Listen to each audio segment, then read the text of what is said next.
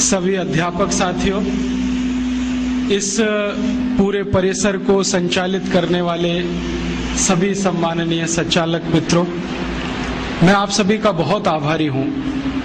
विशेष रूप से श्री कौशल किशोर जी का, जिन्होंने ये आयोजन किया और मुझे आपसे भारत और यूरोप की चिकित्सा पद्धतियों के बारे में बात करने का समय दिया।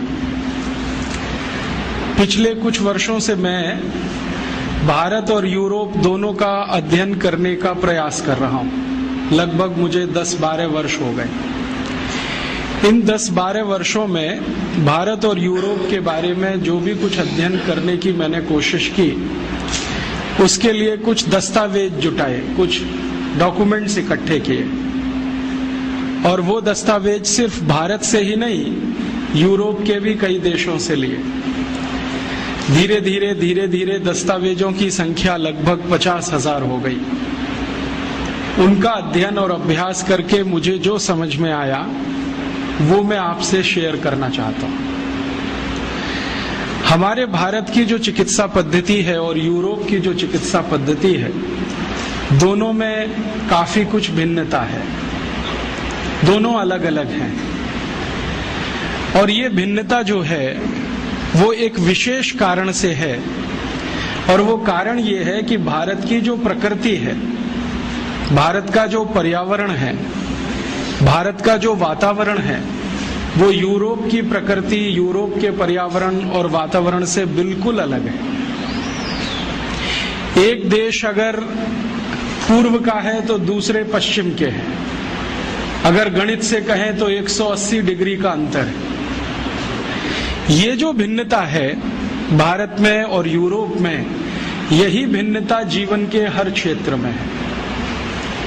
भारत एक ऐसा देश है जिसको दुनिया में समशीतोष्ण जलवायु का देश माना जाता है। समशीतोष्ण का अर्थ होता है जहां ना ज्यादा बहुत गर्मी पड़े, ना ज्यादा बहुत सर्दी हो, ना ज्यादा बरसात हो, जो भी कुछ हो वो सब समान हो। गर्मी, सर्दी, बरसात, हेमंत, शिशिर, शरद, जो भी ऋतुएं आए, जो भी जलवायु हो, वो एक जैसी हो, समान हो, अति भी ना हो और कमी भी ना हो। ऐसे देशों को समशीतोष्ण कहा जाता है। भारत के बारे में दुनिया के सभी जो विशेषज्ञ हैं मौसम विज्ञान के, वो मानते हैं कि ये समशीतोष्ण देश है। यूरोप के बारे में सभी मौसम विज्ञानी कहते हैं कि यूरोप में 2 ही मौसम होते हैं, एक तो ठंड होती है और एक भयंकर ठंड होती है। ठंड का अर्थ है जब तापमान 0 डिग्री के आसपास हो या 0 से लेके 4-5 डिग्री के बीच में रहे। भयंकर ठंड का मतलब है जब तापमान 0 से नीचे हो और -20 डिग्री सेंटीग्रेड तक हो। कभी कभी तो कुछ देश ऐसे हैं जैसे डेनमार्क, नॉर्वे, वहां -40 डिग्री सेंटीग्रेड भी हो जाए।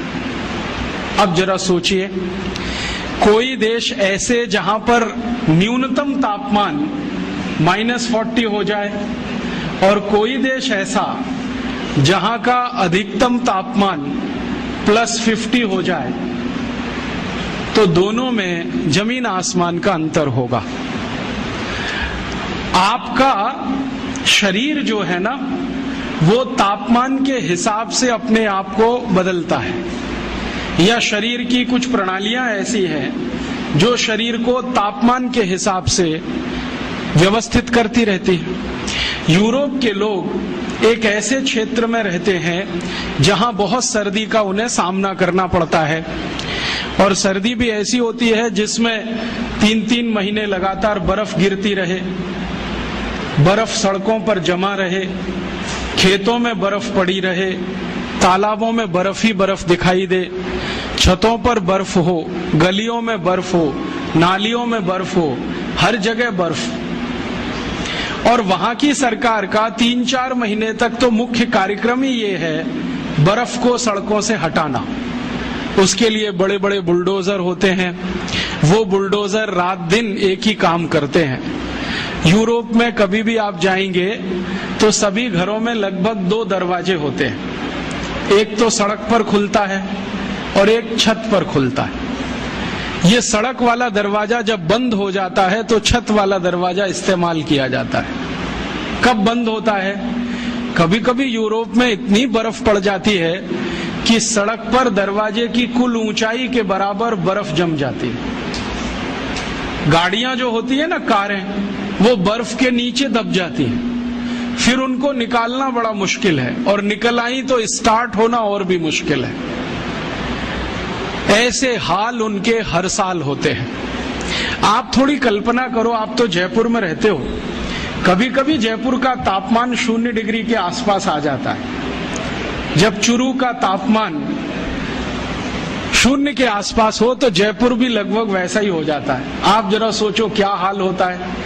15 दिन तक हमारे देश में कोई काम ही नहीं होता है, कभी कभी 20 दिन हो जाते हैं। जब भारत के कुछ पूर्वी और उत्तरी इलाकों का तापमान 5 डिग्री, 4 डिग्री, 6 डिग्री के आसपास आ जाए, हवाई जहाज उड़ना बंद कर देते हैं। 20-25 दिनों तक फ्लाइट्स कैंसिल होती हैं या पोस्टपोन होती रहती है। इतना फॉग होता है कि कुछ दिखाई नहीं देता है।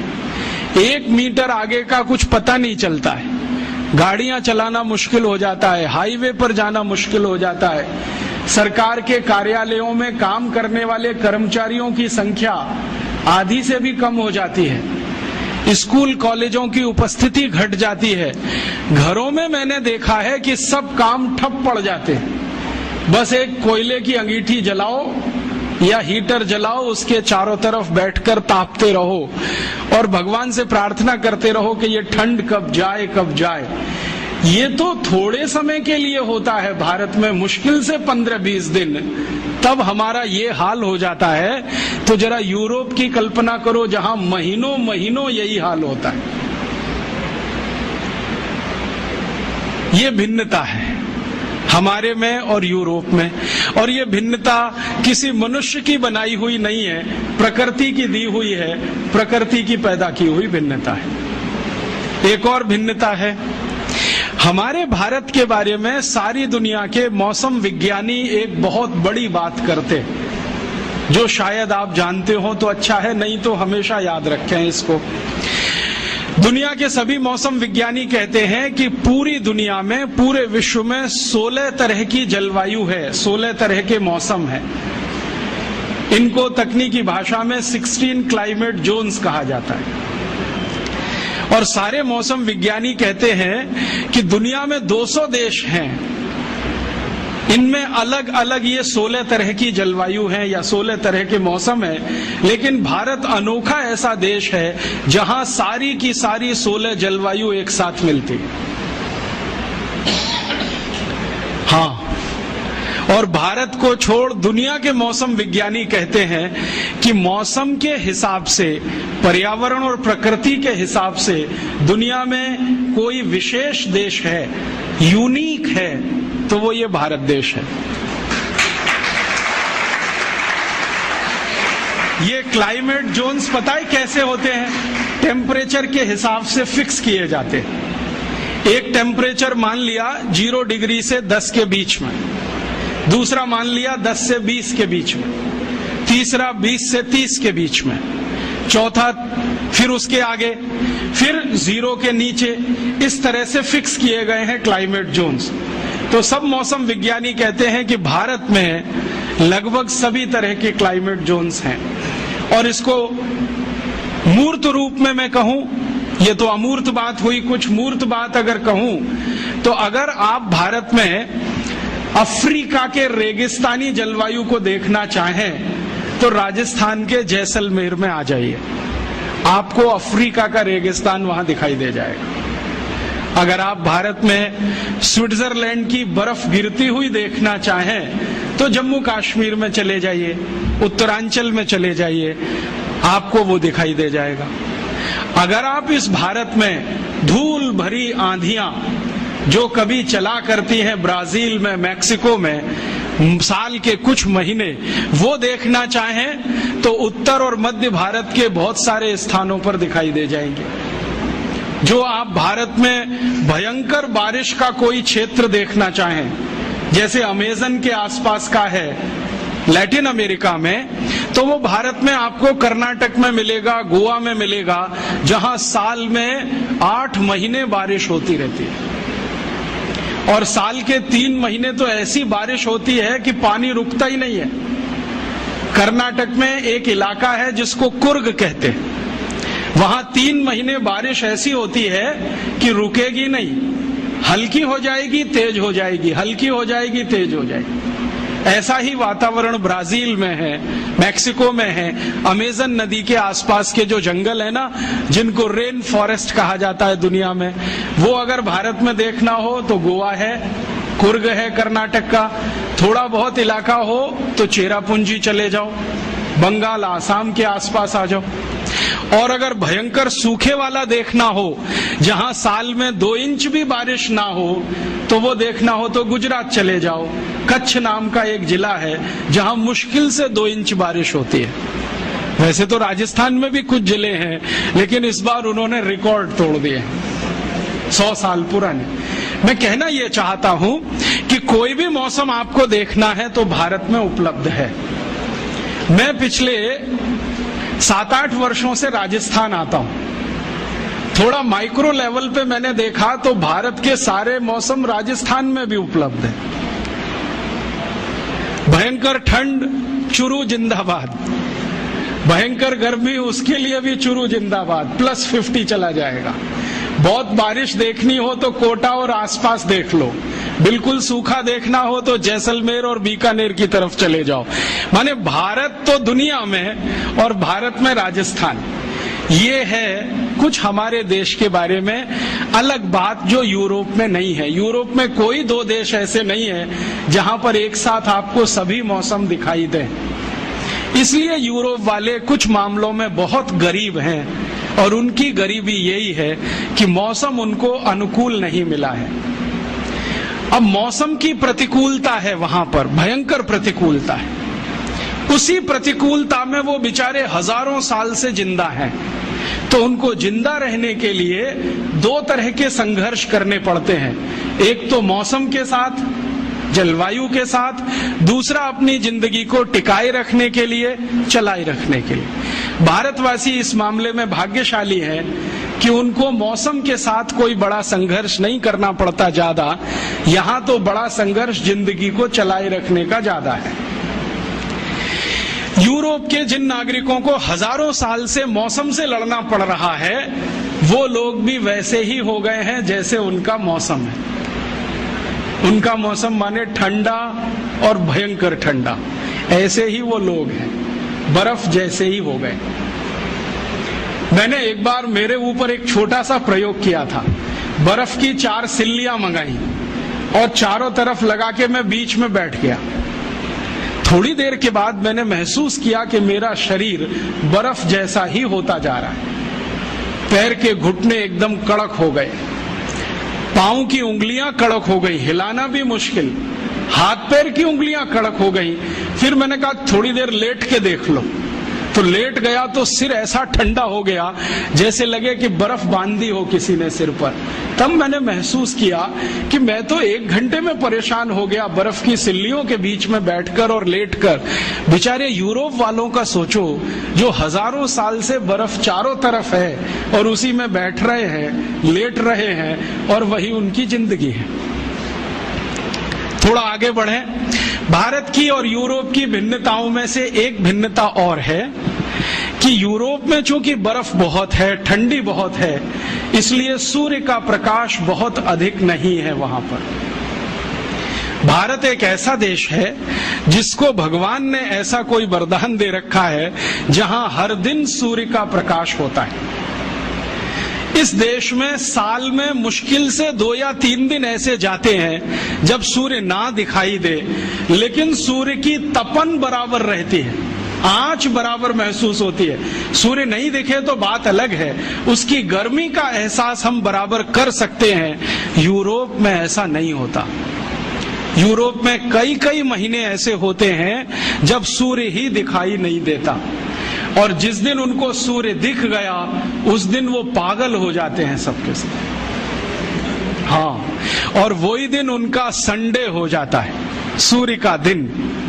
और उस दिन वो एक दूसरे को गुड मॉर्निंग कहने लगते हैं, क्योंकि आज की सुबह बहुत अच्छी है, क्योंकि सूर्य दिख गया। भारत में every morning is good morning. हजारों साल से है, अगले हजारों साल रहने वाला है। तो यहाँ सूर्य का प्रकाश भरपूर है, यूरोप में बहुत ही कम है। अगर आप ग्रीनलैंड की तरफ चले जाएं तो वहां तो ऐसी बुरी हाल है, 8 महीने 9 महीने सूर्य लगातार दिखने को मिलेगा ही नहीं, इतना बुरा हाल है उस इलाके का। अब आप जरा थोड़ा गंभीरता से सरल बातें समझने की कोशिश करो। जिस देश में सूर्य का प्रकाश भरपूर होगा वहां पर पेड़ पौधों की प्रजातियां बहुत होंगी, और जिस देश में सूर्य का प्रकाश ही नहीं होगा वहां जमीन में से कुछ घास का तिनका भी पैदा नहीं होगा।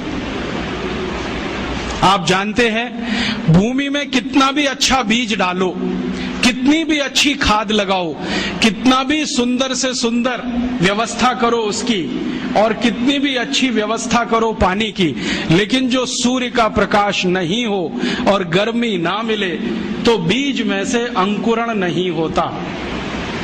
यूरोप की कल्पना करो, जहां खेतों में महीनों महीनों बर्फ जमी रहे, वहां तो घास का तिनका भी नहीं उग सकता। तो इसलिए यूरोप के देशों में पेड़ पौधे ज्यादा नहीं होते, अर्थात पेड़ पौधों में विविधता नहीं होती, अर्थात वहां के जंगलों में बहुत किस्म के पेड़ पौधे नहीं मिलते। ले दे के 2-4 तरह के वृक्ष यूरोप के सभी देशों में दिखाई देते। कभी कभी तो इतना तकलीफ हो जाती है कि यूरोप का एक देश छोड़ के दूसरे में घुस गए, पता ही नहीं चलता कि देश बदल गया, जब तक कि कोई बोले नहीं और समझ में नहीं आए कि ये भाषा फ्रेंच से अब जर्मन हो गई है, जर्मन से इटालियन हो गई है, इटालियन से डच हो गई है, डच से पोर्चुगीज हो गई है, फिर स्पेनिश हो गई है। तब पता चलता है कि जी हमने देश बदल दिया, वरना पेड़ों को देखकर, मनुष्यों को देखकर पता ही नहीं चलता कि हमने देश बदल दिया। पेड़ पौधे उनके यहाँ बहुत ही कम है, अर्थात अंग्रेजी का एक शब्द बायोडाइवर्सिटी उनकी बहुत खराब है, या बहुत पुअर है, या वो बायोडाइवर्सिटी में बहुत गरीब है। भारत देश में इसका उल्टा है, सूर्य का प्रकाश भरपूर है, मिट्टी यहाँ की बहुत अच्छी है, यूरोप की मिट्टी भी अच्छी नहीं है। आप जरा सोचो, अगर किसी मिट्टी पर महीनों महीनों बर्फ पड़ी रहे तो वो मिट्टी न रह के पत्थर हो जाएगी, और उस पत्थर में से कुछ भी उगना बहुत मुश्किल हो जाएगा। तो वहां की मिट्टी भी पत्थर जैसी है, यहाँ की मिट्टी एकदम नरम है, मक्खन के जैसी। भारत में कई क्षेत्रों की मिट्टी तो ऐसी है कि नंगे पांव आप खेतों में चले जाओ, घुटने तक का पैर मिट्टी में अंदर धंस जाता है, इतनी नरम, इतनी कोमल, इतनी मुलायम। अगर मिट्टी नरम है तो बारिश के पानी को ज्यादा पकड़ेगी, मिट्टी नरम है तो सूर्य का प्रकाश नीचे तक जाएगा, मिट्टी नरम है तो हवा भी अंदर तक आएगी। तो हर पेड़ के पौधे की जड़ को या बीज को भरपूर मात्रा में बारिश का पानी मिल जाता है, सूरज की धूप भी मिल जाती है और हवा भी मिल जाती है, तो उनकी जो बढ़त है, ग्रोथ है, वो बहुत अच्छी होती है। यूरोप में ऐसा कुछ भी नहीं हो पाता। तो वहां की मिट्टी भी कड़क है, पानी की व्यवस्था ठीक नहीं है, तो पेड़ पौधे बहुत कम हैं, जैव विविधता बहुत कम है, बायोडाइवर्सिटी बहुत कम है। अब जरा सोचो, जिन देशों में पेड़ पौधे ही नहीं हैं तो वहां जड़ी बूटियां भी कम होंगी, क्योंकि जड़ी बूटियां पेड़ पौधों का ही हिस्सा है। तो जिन देशों में पेड़ पौधे कम होंगे वहां की जड़ी बूटियां कम होंगी, और अगर जड़ी बूटियां बहुत कम हैं तो वहां आयुर्वेद नहीं होगा। वो कितनी भी ताकत लगा लें, वहां आयुर्वेद नहीं होगा। अगर उनको अपने यहाँ आयुर्वेद चलाना है तो वो भारत की मदद से ही चलेगा, उनकी अपनी ताकत नहीं है उन जड़ी बूटियों को पैदा करने की। हमारे बहुत सारे मित्र कहते रहते हैं, देखो राजीव भाई, यूरोप में आजकल आयुर्वेद का बहुत प्रचार हो रहा है, अमेरिका में भी हो रहा है। हाँ, वो हो रहा है भारत से ले जाई गई जड़ी बूटियों के आधार पर, या भारत के पड़ोसी देश चीन से मंगाई गई जड़ी बूटियों के आधार पर। आप सोचेंगे और हैरान हो जाएंगे, यूरोप को और अमेरिका के सभी देश एक साल में 2500 अरब डॉलर की जड़ी बूटियां भारत और चीन से खरीदते, क्योंकि उनके यहां वो होती नहीं है। होगी कहां से? उसको होने के लिए जो मौसम की अनुकूलता चाहिए वो उनके पास है नहीं। तो जड़ी बूटियां होंगी नहीं तो उस देश में आयुर्वेद कहां से आएगा? उस देश में चरक संहिता कैसे लिखी जाएगी? तो आप ये मान लो कि मौसम ने उनको बेगाना बना दिया, गरीब बना दिया। वहां ऐसा कुछ भी नहीं है जो भारत में हमको दिखाई देता है। अब भारत में आ जाएं, यहाँ वो सब कुछ है। मौसम की अनुकूलता है, प्रकृति की अनुकूलता है, ईश्वर की कोई विशेष कृपा है जो इसी देश में 16 जलवायु हैं। ये सब होने से हमारे यहाँ बहुत कुछ होगा, जड़ी बूटियां होंगी। एक बार क्या हुआ, मैं उड़ीसा गया था। उड़ीसा में एक पर्वत है, उसका नाम है गंधमार्दन पर्वत। इसका जिक्र हमारे रामचरितमानस में भी है, वाल्मीकि रामायण में भी है, और सबसे अच्छा सुंदर वर्णन इसका रघुवंशम में है, कालिदास ने किया है, गंधमार्दन पर्वत। तो जहां ये गंधमार्दन पर्वत उड़ीसा में है, मैं वहीं गया था। जिस गांव में है उसी गांव में गया और वहां मेरी एक सभा हुई थी।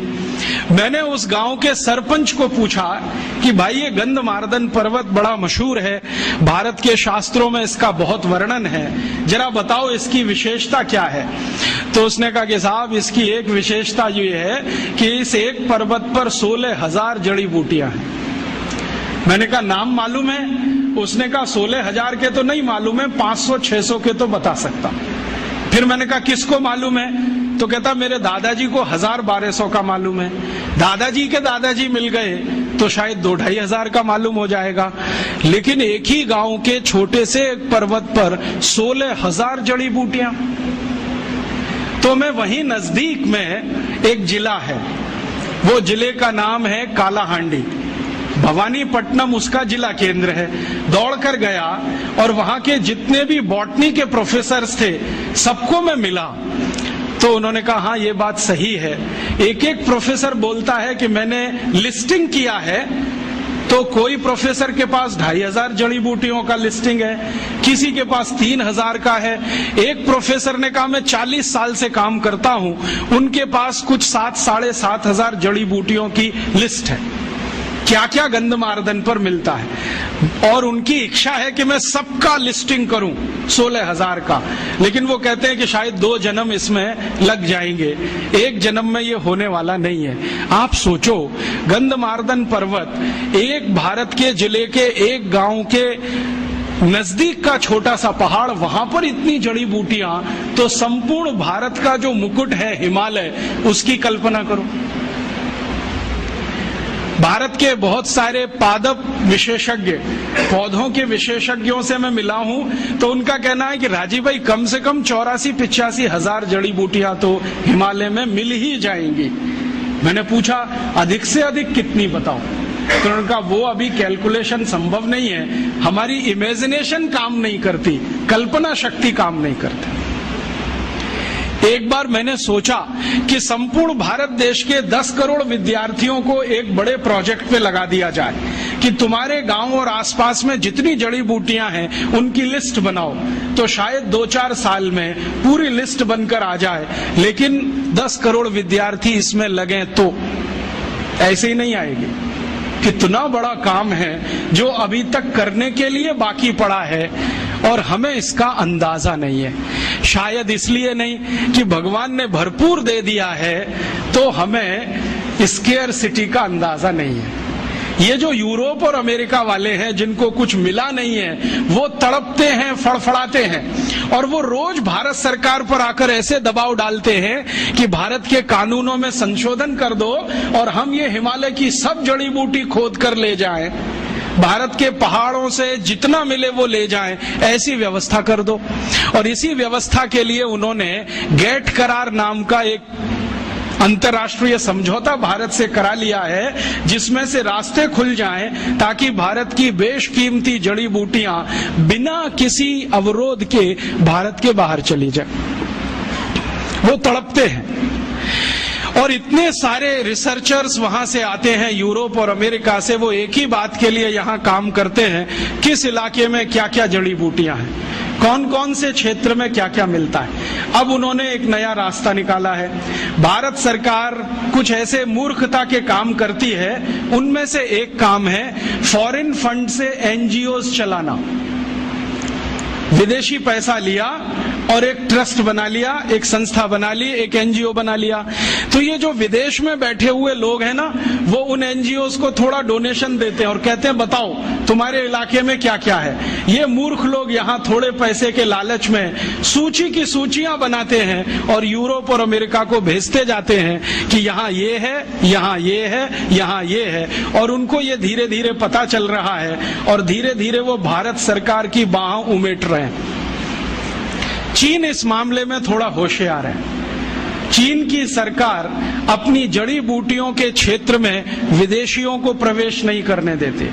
वो कहते हैं जो रिसर्च करेंगे वो हम करेंगे, परिणाम भी हम पहले जानेंगे, जरूरत पड़ेगी तो तुम्हें बताएंगे, नहीं तो जरूरी नहीं है कि तुम्हें सभी परिणाम बताएं। वो थोड़े होशियार हैं।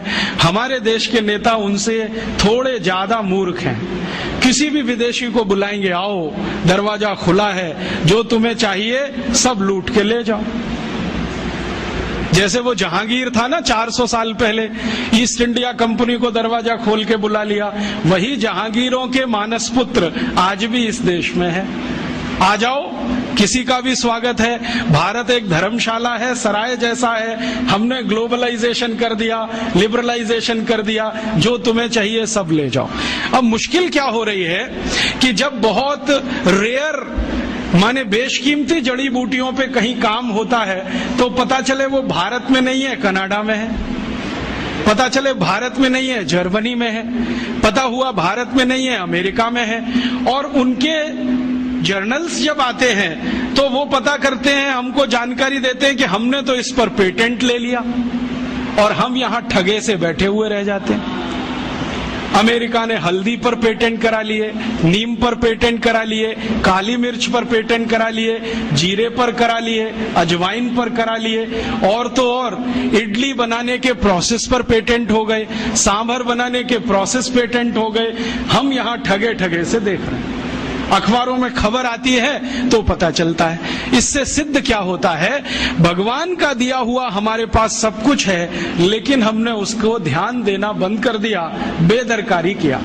उनके पास कुछ नहीं है तो वो एक एक छोटी छोटी बात के लिए तरसते हैं। अब ये जो भिन्नता है भारत और यूरोप में, चूंकि सूर्य वहां कम है और यहाँ बहुत ज्यादा है। आप जानते हैं दुनिया में पूरे ब्रह्मांड का केंद्र ही सूर्य है। अगर सूर्य मेहरबान है तो सब कुछ आपके लिए है, और जो सूर्य की मेहरबानी नहीं है तो आपके लिए कुछ भी नहीं है। तो इस देश में बहुत कुछ ऐसा, तो शायद ऐसे कारण से ही इस देश में आयुर्वेद जन्म लिया होगा। और आयुर्वेद ने जन्म लिया होगा तो ये उतना ही पुराना होगा जितना पुराना भारत है। कुछ विदेशी इतिहासकार ऐसा बोलते हैं कि आयुर्वेद 2500 साल पुराना। कुछ जर्मन्स लोगों ने बोलना शुरू किया भारत का आयुर्वेद 3500 साल पुराना। कुछ ने बोलना शुरू किया भारत का आयुर्वेद 10,000 साल पुराना। कोई बोलता है 10,000 साल, कोई कहता है 3500 साल, कोई कहता है 2500 साल। वो अपनी अपनी बुद्धि के हिसाब से कहते हैं। लेकिन मेरा कहना है कि अगर ये 10,000 साल का किस्सा है, 2-5 हजार साल का किस्सा है, तो वो हनुमान जी गए थे लक्ष्मण को संजीवनी बूटी लाने के लिए, वो किस्सा तो, और हनुमान जी का किस्सा हम सब जानते हैं। संजीवनी उनको पहचान में नहीं आई तो पर्वत ही उखाड़ के ले आए। तो जो वैद्य थे ना राम जी की सेना के, जिनका नाम था सुषेण, तो वैद्य सुषेण ने कहा मैंने तुमसे एक बूटी मंगाई थी। तो उन्होंने कहा वैद्य जी मुझे समझ में नहीं आती, मैं पर्वत ले आया। और ये कहानी आगे बढ़ती है रामचरितमानस में तो नहीं, रघुवंशम में, कि उस एक छोटे से पर्वत के टुकड़े से कुछ 1000-1200 औषधियां वैद्य सुषेण ने निकाली थी। और उन्हीं औषधियों की ताकत से रामचंद्र जी ने रावण से युद्ध किया था और युद्ध में घायल अपने सभी सैनिकों को रात भर में दवाओं का लेपन करके अगले दिन फिर लड़ने के लिए तैयार कर दिया था। तो हम कैसे कहें कि ये आयुर्वेद 2000 साल 5000 साल, भगवान श्री राम को ही 8.5 लाख साल से ज्यादा हो गए अगर हम हिसाब निकालें। और जो भगवान राम के पहले की बात करें तो भगवान राम खुद ही कह रहे हैं कि मेरे जो पूर्वज थे रघु, दिलीप, वो सभी आयुर्वेद के ज्ञाता थे, माने जड़ी बूटियों का उनको ज्ञान था। अगर राम के पूर्वज उनको भी जड़ी बूटियों का ज्ञान था तो बढ़ते चले जाएं तो ये समय की सीमा तो रुकती नहीं। तब मैंने अपने मन में संतोष के लिए ये तय मान लिया है कि ये भारत की जड़ी बूटियों का विज्ञान या आयुर्वेद उतना ही पुराना है जितना भारत है। अब भारत की उम्र अगर हम जैन शास्त्रों के हिसाब से निकालें तो भगवान आदिनाथ से शुरू होती है और भगवान आदिनाथ का समय 1-2 साल का नहीं, 1-2 हजार साल का नहीं, कुछ करोड़ वर्षों का है। तो भारत भी कुछ करोड़ वर्षों का है, तो भारत की जड़ी बूटियां भी करोड़ वर्षों की होंगी, क्योंकि भारत में एक चीज जो निश्चित है, बाकी बहुत सारी चीजें बदली होंगी, सूर्य का प्रकाश। ये भगवान आदिनाथ के जमाने में भी होगा और आज सन 2006 में भी है। इस सूर्य के प्रकाश के कारण जैव विविधता, बायोडाइवर्सिटी उस समय भी रही होगी जो आज है। आज शायद कमी आई है, उस समय इससे भी ज्यादा रही होगी, क्योंकि हमने आज जो विकास का रास्ता अपनाया है उसमें इस जैव विविधता का ही, बायोडाइवर्सिटी का ही सबसे ज्यादा नाश हो रहा है। अब थोड़ा आगे बढ़ें कि भारत और यूरोप में ये अंतर है। अब उनके पास तो ज्यादा कुछ है नहीं, पेड़ पौधों के नाम पर, जड़ी बूटियों के नाम पर, तो दुनिया से जो मिलेगा उसी से वो अपना काम चलाएंगे। हमारे पास चूंकि सब कुछ है इसलिए हमें दुनिया में कहीं जाने की जरूरत नहीं पड़ेगी। इसलिए भारत के जितने महान लोग हुए जिनके नाम आप सब सुनते हैं, जैसे एक बड़े महर्षि हुए भरद्वाज, जिनको इस देश में आयुर्वेद के सबसे बड़े ज्ञाता के रूप में जाना जाता है, या बड़े एक महर्षि हुए चरक, एक थे सुश्रुत, जमदग्नि, काश्यप, ये सब लोग तो आज के नहीं हैं, कुछ तो हजारों साल के हैं, कुछ लाखों साल के। तो इनके पास ये सब ज्ञान जो उपस्थित हुआ वो प्रकृति ने मदद की होगी और इसलिए इतना सब हो गया। अब वहां पर यूरोप में तो ये कुछ है नहीं, तो वहां किस तरह की चिकित्सा आई होगी, एक उदाहरण देता हूं। ये जो आधुनिक चिकित्सा है, मॉडर्न मेडिसिनल सिस्टम, जिसका पर्यायवाची इस समय है एलोपैथी, इस एलोपैथी का जनक माना जाता है एक ग्रीक व्यक्ति हिप्पोक्रेटिस। आप जानते हैं उसकी फिलॉसफी क्या है? मैंने हिप्पोक्रेटिस की बायोग्राफी पढ़ी, ऑटोबायोग्राफी, जो उसने ग्रीक में लिखी थी। बाद में अंग्रेजी हुआ, फ्रेंच हुआ, कई भाषाओं में तर्जुमा हुआ, ट्रांसलेशन हुआ, कई लोगों ने उस पर टिप्पणियां लिखी हैं। उसकी फिलॉसफी जरा सुनिए। वो ये कहता है कि शरीर में कोई रोग आ गया तो अब इसको दूर करने का एक ही उपाय है कि आपका जो रक्त है ना, ये प्रदूषित हो गया, इसको निकाल दो शरीर से, इसको निकाल दो। इसके अलावा कुछ और मालूम ही नहीं उसको कि कुछ कर सकते हैं क्या। तो उसने ले दे के एक सिद्धांत बनाया कि आपको बुखार हो गया तो रक्त प्रदूषित हो गया, इसको निकाल दो। आपको जुकाम हो गया, रक्त प्रदूषित हुआ, इसको निकाल दो। आपको फोड़ा हो गया, रक्त प्रदूषित हुआ, इसको निकाल दो। माने जो भी कुछ है वो निकाल दो, ठीक है। और यही शायद हिप्पोक्रेटिस के वंशज हैं जो आज किसी का गर्भाशय निकाल देते हैं, किसी का गॉल ब्लैडर निकाल देते हैं, किसी की किडनी निकाल देते हैं, किसी का कुछ भी निकाल देते हैं।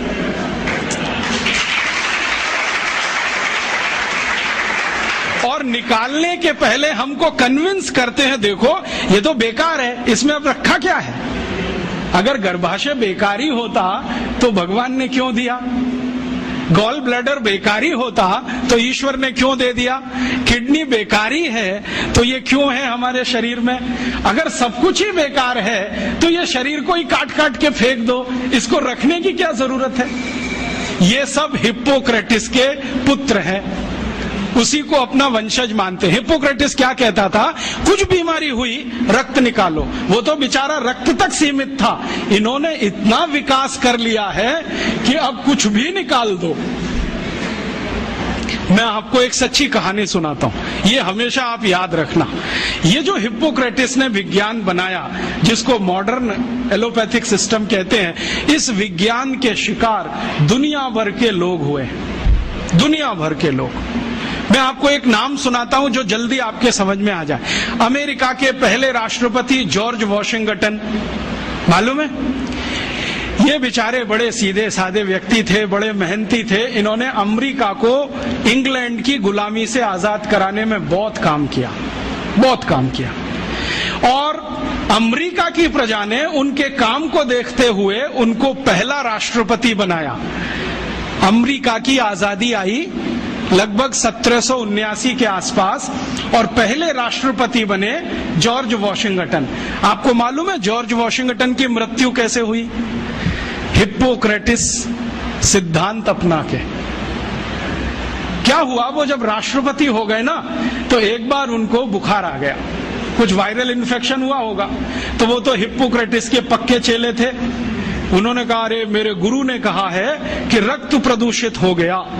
तो अब बुलाया उन्होंने एक डॉक्टर को, कहा कि मेरे शरीर से दूषित रक्त निकालो। तो वो एक आया डॉक्टर और उनकी दोनों नसें काट गया, दोनों हाथ की नसें काट दी, लेफ्ट और राइट ये वाली। अब नसें कट गई तो खून भल भल भल भल निकलना शुरू, रात भर निकलता रहा। सवेरे वो डॉक्टर जब आया देखने के लिए तो जॉर्ज वॉशिंगटन मरे हुए मिले। ये कहानी है हिप्पोक्रेटिस सिद्धांत की। जॉर्ज वॉशिंगटन मर गए इस हिप्पोक्रेटिस के चक्कर में कि खून तुम्हारा खराब हुआ है, काट के निकाल दो। अब इनको पता तो है नहीं कि खून बनाना कैसा, काट के निकालना आता है। और ये तो मैंने एक कहानी सुनाई आपको। जॉर्ज वॉशिंगटन जैसे हजारों राजा यूरोप में, ग्रीस में इसी सिद्धांत के शिकार हुए।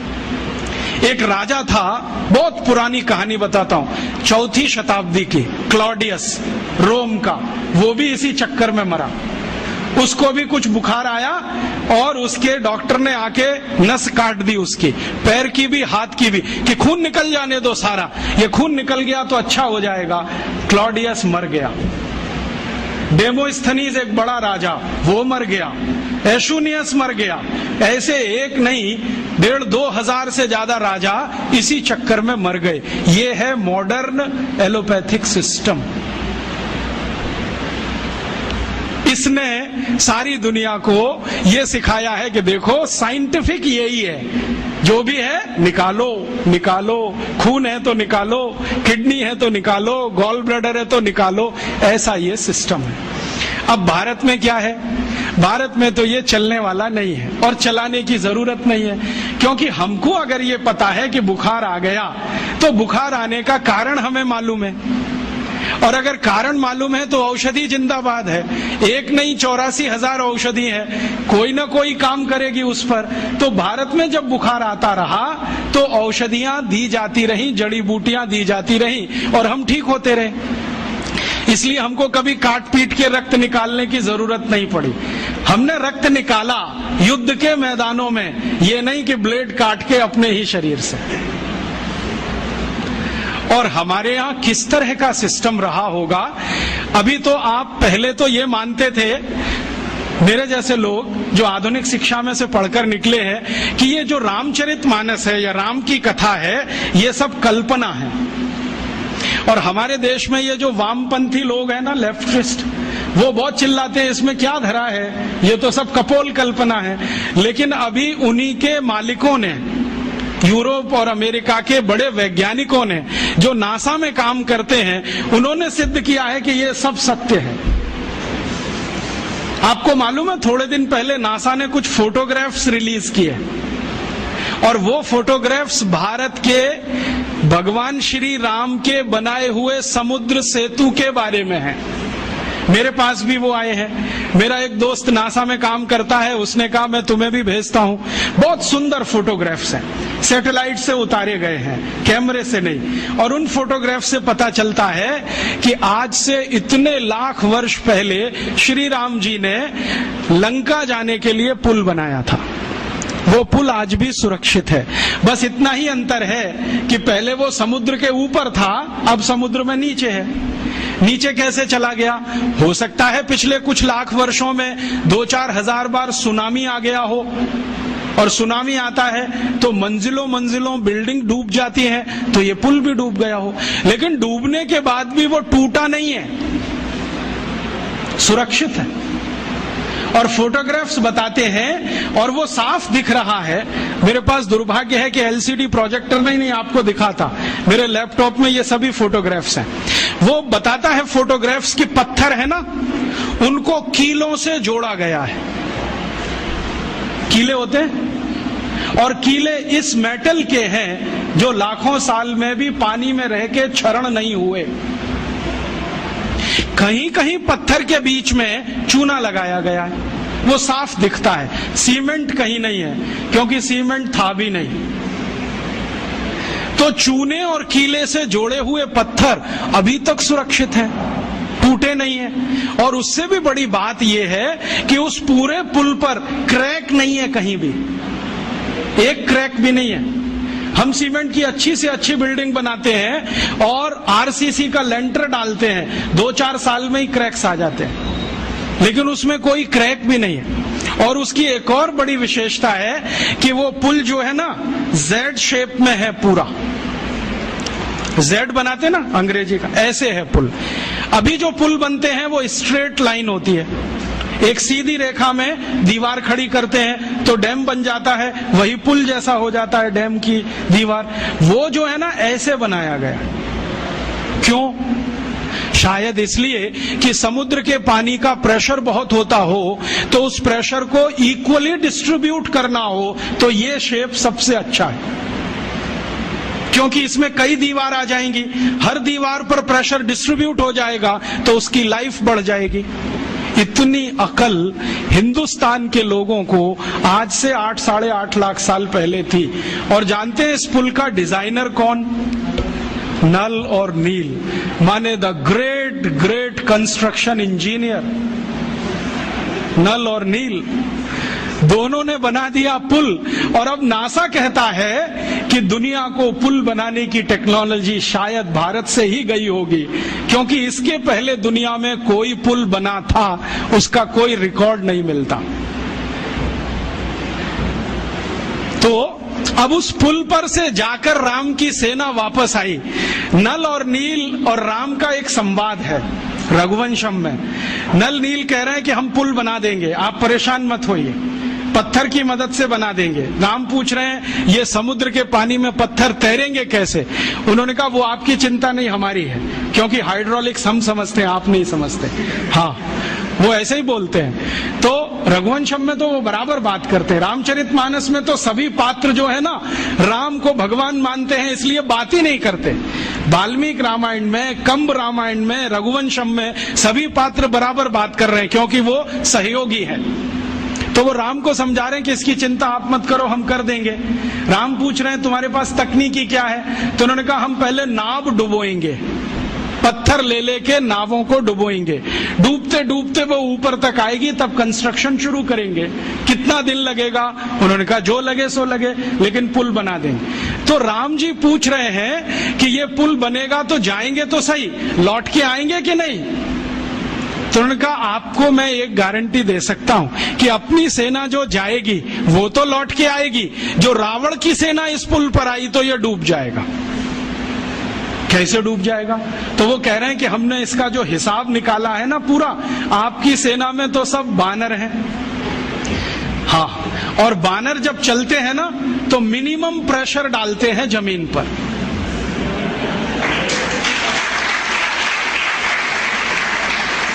आपने देखा है ना, उनके पंजे भगवान ने कुछ ऐसे बनाए हैं कि उनका जमीन पर पंजे का टिकना बहुत कम दबाव डालता है, और वो ऐसे अद्भुत ऊर्जा के मालिक हैं सब बानर कि जैसे ही पंजा टिका तुरंत जंप कर देते हैं, और वो कंटिन्यू जंप कर सकते हैं, 1 किलोमीटर तक कर सकते हैं, 2 किलोमीटर तक कर सकते हैं। तो नल नील कह रहे हैं कि हमने पुल का डिजाइन ऐसा रखा है कि ये बानर जंप करके तो निकल जाएंगे सबके सब, जो रावण की सेना आई तो ये डूब जाएगा, क्योंकि रावण की सेना में सब राक्षस हैं, राक्षस शरीर में भारी हैं, भारी होने के साथ दबाव ज्यादा डालते हैं, तो ये पुल टूट जाएगा, वो मर जाएंगे।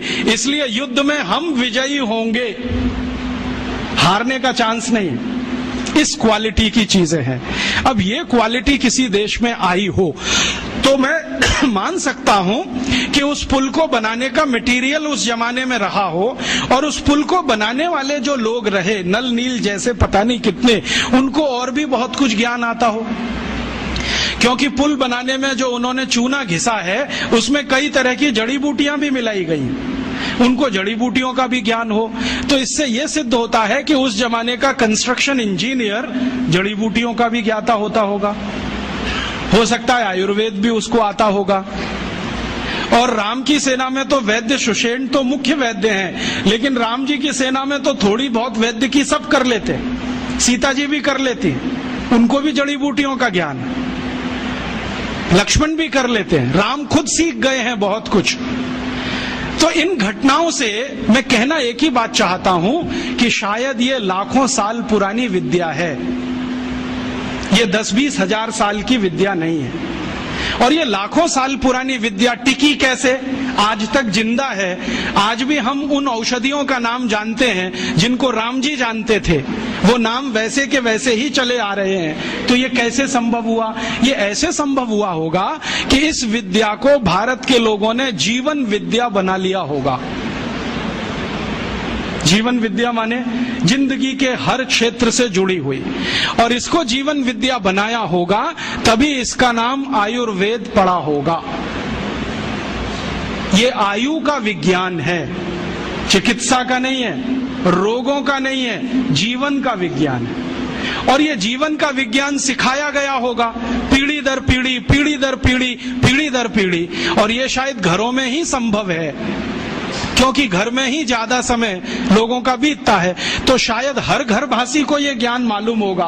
पीढ़ी दर पीढ़ी वो ज्ञान जो आया वो आज तक चला आया, और इतना अद्भुत है कि हमारे दादा दादी, नाना नानी, चाचा चाची, मामा मामी, मौसा मौसी सब इससे भरपूर हैं, सबके पास ये भंडार के रूप में है।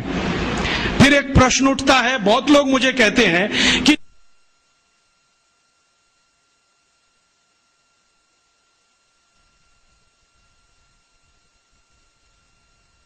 हमारे यहाँ लाखों साल ऐसे चला आया परंपरा से, तो पिछले 1000 साल में ये डूब कैसे गया? इसका महत्व कैसे कम हो गया? कारण क्या रहा इसका? इसका कारण एक कहानी है। अंग्रेज आ गए, अंग्रेजों से पहले फ्रांसीसी आए, उनसे पहले पुर्तगाली आए, पुर्तगालियों से पहले मुगल आए, उनसे पहले हूण आए, शक आए, सबने लूटा इस देश को। और जो बाहर से आया हुआ लुटेरा होता है ना, उसका एक ही धर्म है कि वो यहाँ से जो भी कुछ है लूट कर ले जाए, और वो यहाँ से जो भी कुछ लूट कर ले जाए उसके लिए आवश्यक है कि जिसका वो धन और संपत्ति है वो उसको लूटने के लिए छोड़े। तो हमने शायद ये लूटने के लिए छोड़ा होगा और उन्होंने इसको लूट लिया होगा। हमने इसको लूटने के लिए क्यों छोड़ा होगा? कोई तो कारण होगा इसके पीछे। तो बहुत दिनों से सोचते सोचते मैं एक नतीजे पे पहुंचा हूं कि शायद एक कारण ये रहा हो कि हमने प्रकृति की दी गई इस संपदा को अपने पास इतनी अधिक मात्रा में उपलब्ध होने पर मान लिया कि हम तो सुरक्षित हैं। जैसे घर में बहुत सारा धन धान्य हो ना तो गरीबी की कल्पना नहीं आती, घर में बहुत सारा पैसा हो ना तो बेरोजगारी की कल्पना नहीं आती, घर में सब कुछ भरा पूरा हो तो अभाव का जीवन क्या होता है पता ही नहीं है। तो यहाँ सब भरा पूरा था, हमें कल्पना ही नहीं थी कि एक दिन ये लुटते लुटते इतना कम हो सकता है कि हमारे लिए विदेशों से लाना पड़े। ये एक कारण रहा हो। ये कारण तो नहीं मैं मानता हूं कि हम कमजोर थे और विदेशी हमसे मजबूत थे, इसलिए हमको वो परास्त कर गए युद्ध में और हम लुट गए। अगर हम कमजोर ही थे तो पृथ्वीराज चौहान कहां से आ गए, महाराणा प्रताप कहां से आ गए, शिवाजी महाराज कहां से आ गए, झांसी की रानी लक्ष्मीबाई कहां से आ गई। और पृथ्वीराज चौहान और राणा प्रताप में कोई तो यूनिक डीएनए रहा होगा, ऐसा तो नहीं है। कोई राजा अपने दुश्मन को बार बार हराए और हराने के बाद हर बार उसे माफ कर दे तो वो तो वीर नहीं महावीर होता है। ये जेनेटिक मटेरियल तो भारत में ही दिखाई देता है, दुनिया में कहीं नहीं है। मैंने दुनिया के बहुत सारे राजाओं का इतिहास पढ़ा है, उन्होंने दुश्मन को हराया तो जान से मार डाला, छोड़ा नहीं उसको। हमारे यहाँ दुश्मनों को परास्त करते रहे और हर बार माफ करते रहे। गलती से एक बार दुश्मन ने परास्त कर दिया तो माफ नहीं किया, क्योंकि उसके पास वो डीएनए नहीं था। माफ करने के लिए जो जिगर चाहिए ना, उसके लिए कुछ खास तरह का बॉडी कंस्ट्रक्शन होता है, कुछ खास तरह के एंजाइम्स होते होंगे, कुछ खास तरह के हार्मोन्स होते होंगे। तो पृथ्वीराज चौहान में तो होंगे, उनके दुश्मन में नहीं रहे होंगे। तो हम कमजोर तो नहीं थे, हमारा इतिहास बार बार बताता है कमजोर तो नहीं थे, ताकतवर तो थे। तो फिर परास्त कैसे हुए, हारे कैसे? शायद इसी से जो पृथ्वीराज चौहान की कहानी बताती है कि दुश्मन को हराया, छोड़ दिया। हमारे शास्त्रों में एक मंत्र है, वो है तो संस्कृत में, मैं सीधे हिंदी में बताता हूं। वो मंत्र ये कहता है कि दुश्मन को, आग को, कर्जे को और बीमारी को कभी नहीं छोड़ना चाहिए। दुश्मन को, आग को, बीमारी को और कर्जे को कभी अधूरा नहीं छोड़ना चाहिए। दुश्मन को अगर छोड़ दिया तो वो ही मारेगा। फिर भारत की आजादी के पिछले 60 साल का इतिहास गवाह है, हर बार पाकिस्तान को हराया, हर बार हमने छोड़ा। 48 में हराया, छोड़ दिया। 65 में हराया, लाहौर तक हम पहुंच गए, फिर छोड़ दिया। 71 में हराया, फिर छोड़ दिया। कारगिल में हराया, फिर छोड़ दिया। और आज वही पाकिस्तान नाग बन के डस रहा है, हर तीसरे दिन बम ब्लास्ट करा रहा है इस देश में। तो शास्त्र का मंत्र है, मेरा नहीं है, कि दुश्मन को छोड़ना नहीं चाहिए कभी भी। अगर हाथ में आ गया, खत्म कर दो। और शायद यही बात भगवत गीता में कृष्ण भी अर्जुन को समझा रहे, छोड़ो मत इनको। अगर जो तुमने छोड़ दिया तो ये विष बीज की तरह से फैलेंगे, पूरे देश में अधर्म की स्थापना कर देंगे। इसलिए कौरवों को छोड़ो मत, इनके अंतिम व्यक्ति तक संहार करो। शायद कृष्ण को शास्त्रों का ज्यादा ज्ञान रहा होगा, पृथ्वीराज चौहान को उतना नहीं रहा होगा।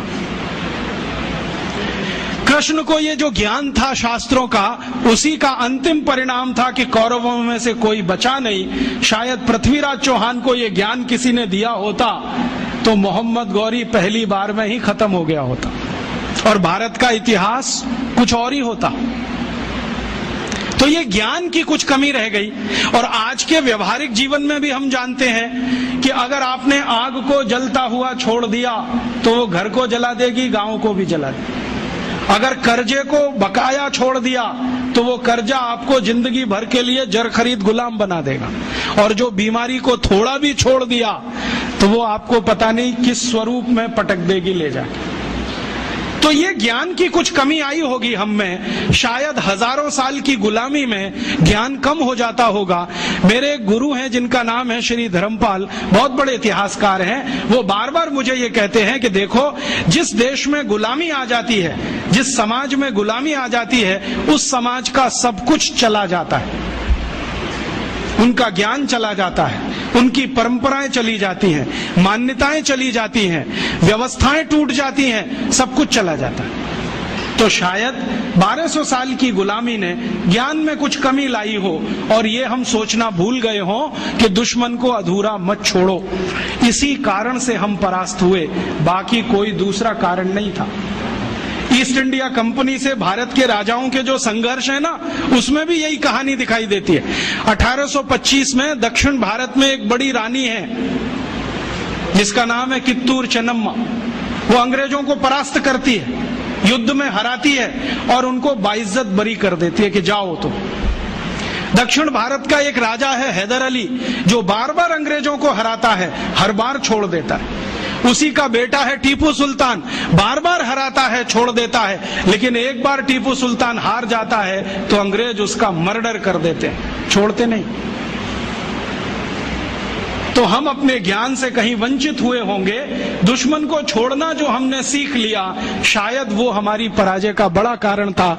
और उस पराजय में हमारे यहाँ सब कुछ चला गया, ज्ञान चला गया तो जड़ी बूटियां भी चली गई होंगी, हमारी शिक्षा भी गई होगी, व्यवस्थाएं भी गई होंगी। और फिर जो आधुनिक समय है पिछले 300 साल का, इसमें हम कितने पिछड़ गए अपने इस ज्ञान से। ये ऐसे पिछड़ गए, मुझे भारत के एक वैज्ञानिक हुए बहुत बड़े व्यक्ति प्रोफेसर जगदीश चंद्र बोस की एक छोटी सी घटना आपको सुनानी है। आप जानते हैं प्रोफेसर बोस का काम क्या था? उन्होंने आधुनिक जगत में ये सिद्ध किया कि पेड़ पौधों में जीवन होता है, और उनकी इसी खोज पर उनको नोबेल पुरस्कार मिला। जब वो ये प्रयोग कर रहे थे कि पेड़ पौधों में जीवन होता है, तो उन्होंने अपने हाथों से लिखे हुए लेखों में ये कहा है कि मैंने मेरे घर में कुछ पौधे रखे, आधे आधे उनका बंटवारा किया, एक हिस्से में कुछ पौधे, दूसरे हिस्से में कुछ पौधे। अब प्रोफेसर बोस क्या करते थे, सवेरे ही सवेरे सोकर उठें तो एक हिस्से के पौधों को जाकर गालियां देते थे।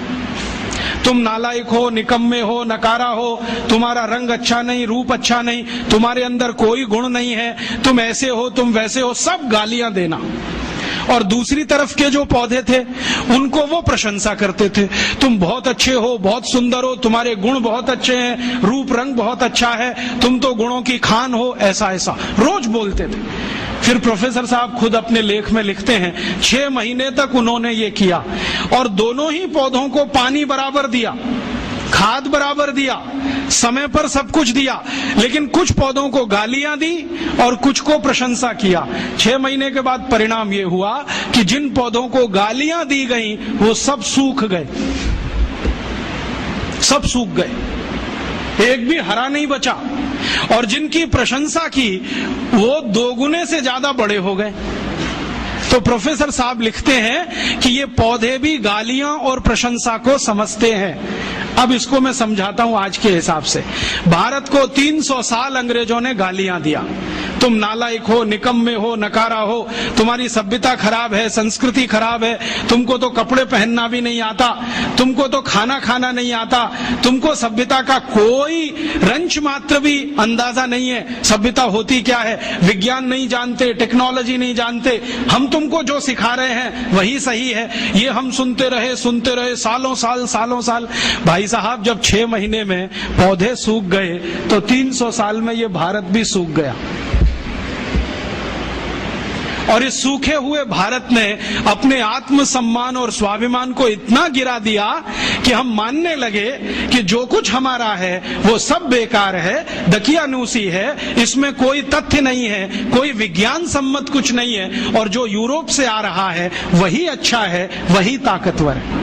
और ये इतना गहरा घुस गया कि हमारा डीएनए बदल गया, हमारा ब्लड बदल गया, शायद हार्मोन्स का बैलेंस चेंज हो गया, शायद बॉडी के केमिकल्स चेंज हो गए। और ये इतना गहरा घुसते घुसते आ गया हमारे देश के प्रथम प्रधानमंत्री पंडित नेहरू तक के अंदर, जिन्होंने पब्लिकली कहा कि आयुर्वेद में क्या रखा है, इसको तो खड्डा खोद के जमीन में गाड़ देना चाहिए, जो कुछ है वो एलोपैथी में है।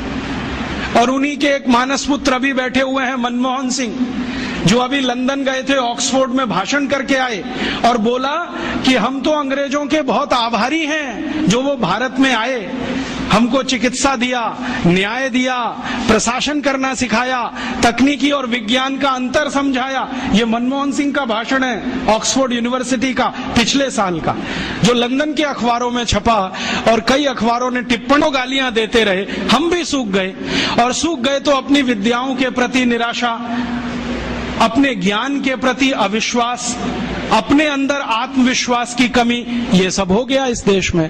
और इसी के चक्कर में सब छूट गया, और वो ऐसा छूटा कि विदेशियों का शासन भी आ गया। उन्होंने क्या किया कि धन के प्रवाह की दिशा बदल दी। पहले भारत में जब अपना शासन रहा होगा तो सबसे ज्यादा रिसर्च आयुर्वेद पे हुआ होगा, फिर अंग्रेज आए तो उन्होंने एलोपैथी को केंद्र बना दिया और उस एलोपैथी पर ऐसे फंड्स उन्होंने लुटाना शुरू किया कि भारत के बजट का सबसे बड़ा हिस्सा एलोपैथी के हाथ में। आज भी मालूम है 2006 में भारत के बजट में चिकित्सा का जो कुल खर्चा है, एलोपैथी का खर्चा 98% है और होम्योपैथी, बायोकेमिक, आयुर्वेद, यूनानी बाकी का 2%।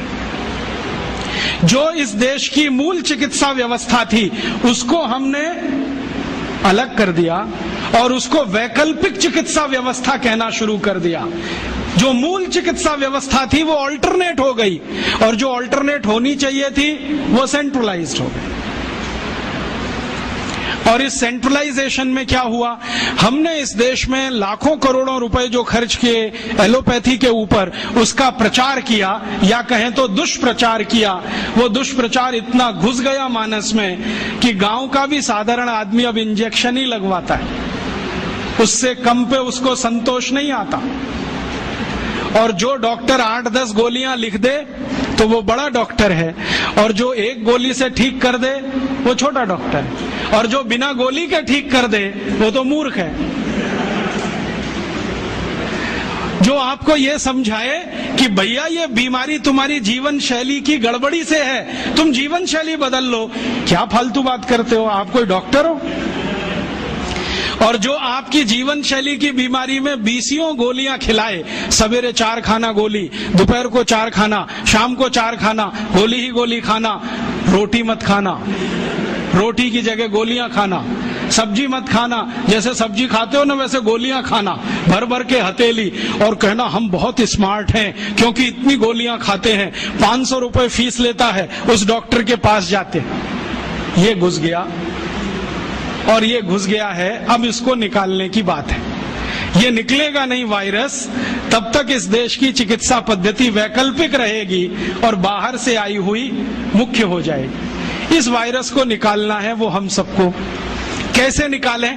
पहले तो अपने ऊपर विश्वास करना सीखें कि हमारी चिकित्सा पद्धति में बहुत दम है। इसके दम के कुछ उदाहरण बताता हूं। जो भगवान राम के भाई लक्ष्मण बेहोश हो गए और सुषेण ने जब नाड़ी देखी ये तो गया, अब बचने की कोई संभावना नहीं, तब हनुमान जी को कहा जाके लाओ जल्दी से, मैं कुछ देर तो जीवन बचा सकता हूं, बाकी आगे की गारंटी नहीं है। हनुमान जी गए, संजीवनी बूटी लेके आए और सुषेण ने संजीवनी सूंघाई, खिलाई नहीं, सूंघाई और लक्ष्मण जीवित हो गए। तो कोई तो है दम भाई, ऐसा तो नहीं है सूंघने मात्र से वो जीवित हो गए। हम तो ये महाभारत की कहानी देखते हैं, युद्ध चला है और आप जानते हैं भयंकर युद्ध चला है। भारत के पिछले हजारों साल के इतिहास में सबसे भयंकर युद्ध हुआ है तो महाभारत का युद्ध हुआ है, जिसमें थोड़े बहुत नहीं लाखों लोग मारे गए। लेकिन उस युद्ध में बार बार हमें ये पता चलता है कि सवेरे से शाम तक युद्ध होता है, रात को सभी पालों के वैद्य अपने अपने घायल सैनिकों के घावों पर मरहम लगा रहे हैं, लेपन कर रहे हैं और अगले दिन वो फिर युद्ध के लिए तैयार हो रहे हैं। ऐसी कौन सी चिकित्सा पद्धति दुनिया में है जो 12 घंटे में आदमी को लड़ने के लिए तैयार कर दे? और महाभारत की ऐसी एक नहीं सैकड़ों कहानियां, उसमें से तो एक कहानी मैं बताता हूं। कौरवों की कहानी जानते हो? 100 थे, एक माता के 100 पुत्र कैसे हो गए? एक माता के 100 पुत्र कैसे हो गए? और अद्भुत बात जो समझने की है, वो 100 के 100 सभी पुत्र एक जैसे, ऊंचाई में एक जैसे, चौड़ाई में एक जैसे, लंबाई सबकी बराबर, हाथों की लंबाई बराबर, शरीर सबका एक जैसा, चेहरा सबका एक जैसा। बड़ा मुश्किल पहचानना। तो ये तो भाई कोई क्लोनिंग हुआ हो तभी संभव है, वरना कैसे संभव है? अभी तो हम प्राकृतिक तरीके से जानते हैं कि 2 ट्विंस भी पैदा हो जाएं तो एक जैसे नहीं होते, लेकिन कौरव तो सबके सब एक जैसे। तो शायद उस समय कोई बड़े महान चिकित्सक रहे हों जिन्होंने गांधारी के रक्त में से कुछ निकालकर क्लोन कर दिया हो या उनके गर्भाशय से कुछ निकालकर क्लोन किया हो, उसमें से ये कौरव पैदा हुए हों, तो ये क्लोनिंग की टेक्नोलॉजी तो 5000 साल पहले इस देश में थी।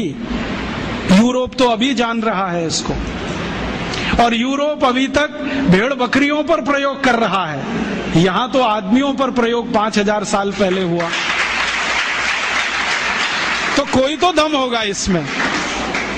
हमारे सुश्रुत संहिता को आप जानते ही हैं, आप में से शायद किसी ने पढ़ा होगा, नहीं पढ़ा तो जरूर पढ़िए।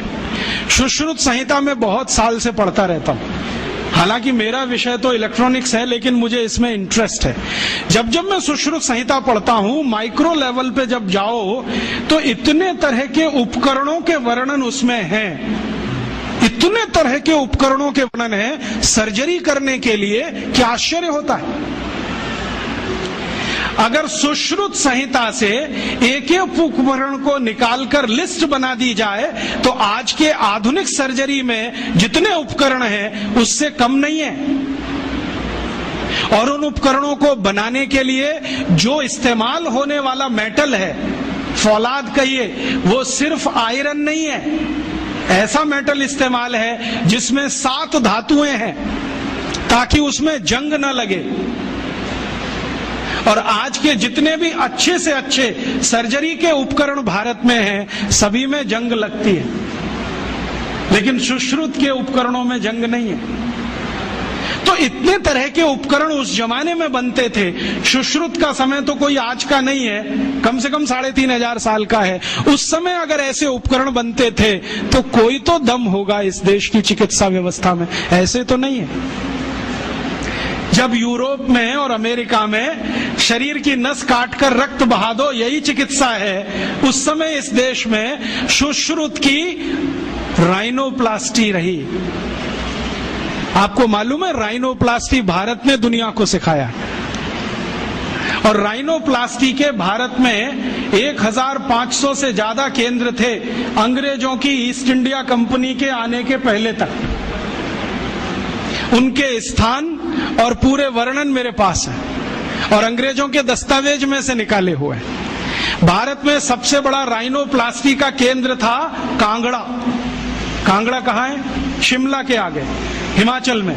और कांगड़ा और उसके आसपास में 700 केंद्र थे जो राइनोप्लास्टी सिखाते थे।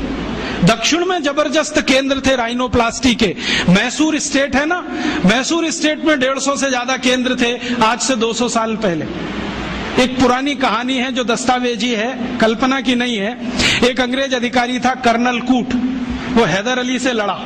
हैदर अली ने उसको परास्त किया। परास्त करने के बाद उसकी नाक काट दिया, क्योंकि हमारे राजा ज्यादा से ज्यादा यही करते थे, गला नहीं काटते थे, नाक काट दिया, कान काट दिया। क्यों? क्योंकि नाक कटना ही बहुत बड़ी बदनामी होती थी। तो नाक काट दिया उसका। कटी हुई नाक लेके वो भागा कर्नल कूट। वो खुद अपनी डायरी में लिख रहा है कि जब मैं युद्ध में हार गया, हैदर अली ने मुझे नाक काट दी, हाथ में लेकर मैं भागा, और हैदर अली की सीमा खत्म हुई मैसूर राज्य की, तो बेलगाम नाम का एक गांव आया। वहां पर एक वैद्य ने मेरी सर्जरी की, 21 दिन मुझे अपने घर में रखा, सर्जरी करके लेपन लगाया, मेरी नाक जोड़ दिया। और आज मैं पार्लियामेंट के सामने कह रहा हूं कि भारत के वैद्यों को इतना ज्ञान है, वो ये सब कर सकते हैं। इसलिए हमें भारत में अपने लोगों को भेजकर ये विद्या सीखनी चाहिए। ये उसका भाषण है हाउस ऑफ कॉमन्स। तो कर्नल कूट के इस भाषण को सुनने के बाद अंग्रेजी सरकार ने तय किया, चलो कुछ लोगों को भेजो। तो अंग्रेज आए, उन्होंने यहाँ सर्जरी सीखना शुरू किया। और जो अंग्रेजों ने सर्जरी सीखा है, वो लिख रहे हैं कि जो जातियां भारत में सर्जरी में मास्टर थी, वो सब नाई थे। नाई समझते हैं? बाल काटने वाले, ये सब सर्जन थे 200 साल पहले। हाँ, सब सर्जन थे 200 साल। अब जरा सोचो कि नाई अगर सर्जन रहे हों तो वो पिछड़ी जाति कैसे हुई? अंग्रेजों ने उनको 1881 के सर्वे में पिछड़ी जाति घोषित किया। उसके पहले इस देश में नाई कभी भी पिछड़ी जाति में नहीं थे। 1881 में सेंसस हुआ सबसे पहला, और आज तक वो चल रहा है, हर 10 साल में होता है जनसंख्या का गणना। अंग्रेजों ने पहली गणना में नाइयों को पिछड़ा वर्ग में डाल दिया, और एक अंग्रेज कहता है कि ये अच्छा ही है, क्योंकि ये विद्या में इतने ऊंचे हैं, अगर इनको नीचे नहीं लाओगे ये गुलामी कभी स्वीकार नहीं करेंगे। और आज हमारी सरकार भी उनको पिछड़ा ही कहती है। उनके हाथ में इतना हुनर है, उंगलियों में इतनी फ्लेक्सिबिलिटी है, वो आप देखते हैं ना बाल काटते समय, वो गर्दन भी काट सकते हैं, सोचो ना। और इतनी सफाई से उस तरह चलाते हैं, उस तरह से वो किसी ट्यूमर को भी काट के निकाल सकते हैं। ये सब बहुत बड़े सर्जन रहे। और आज से 200 साल पहले के दस्तावेज बताते हैं कि कांगड़ा और उसके आसपास, कुर्ग और उसके आसपास, मैसूर और उसके आसपास जितने सर्जरी सिखाने वाले केंद्र थे, उन सबके आचार्य नाई ही थे जातियों। ये सब सर्जन थे। और इन्होंने जो सर्जरी सिखाई है वो हिंदुस्तान के गांव-गांव फैलाई। फिर अंग्रेजों ने क्या किया, ये जो सर्जरी सिखाने वाले केंद्र थे, इन सबको गैर कानूनी घोषित कर दिया। एक कानून बनाया जिसका दुर्भाग्य से नाम है इंडियन एजुकेशन एक्ट। उसमें इंडियन कुछ भी नहीं है, नाम उसका इंडियन एजुकेशन एक्ट। उस कानून में उन्होंने ये तय किया कि भारतीय विद्याओं को सिखाने वाले जितने भी केंद्र हैं वो सब गैर कानूनी।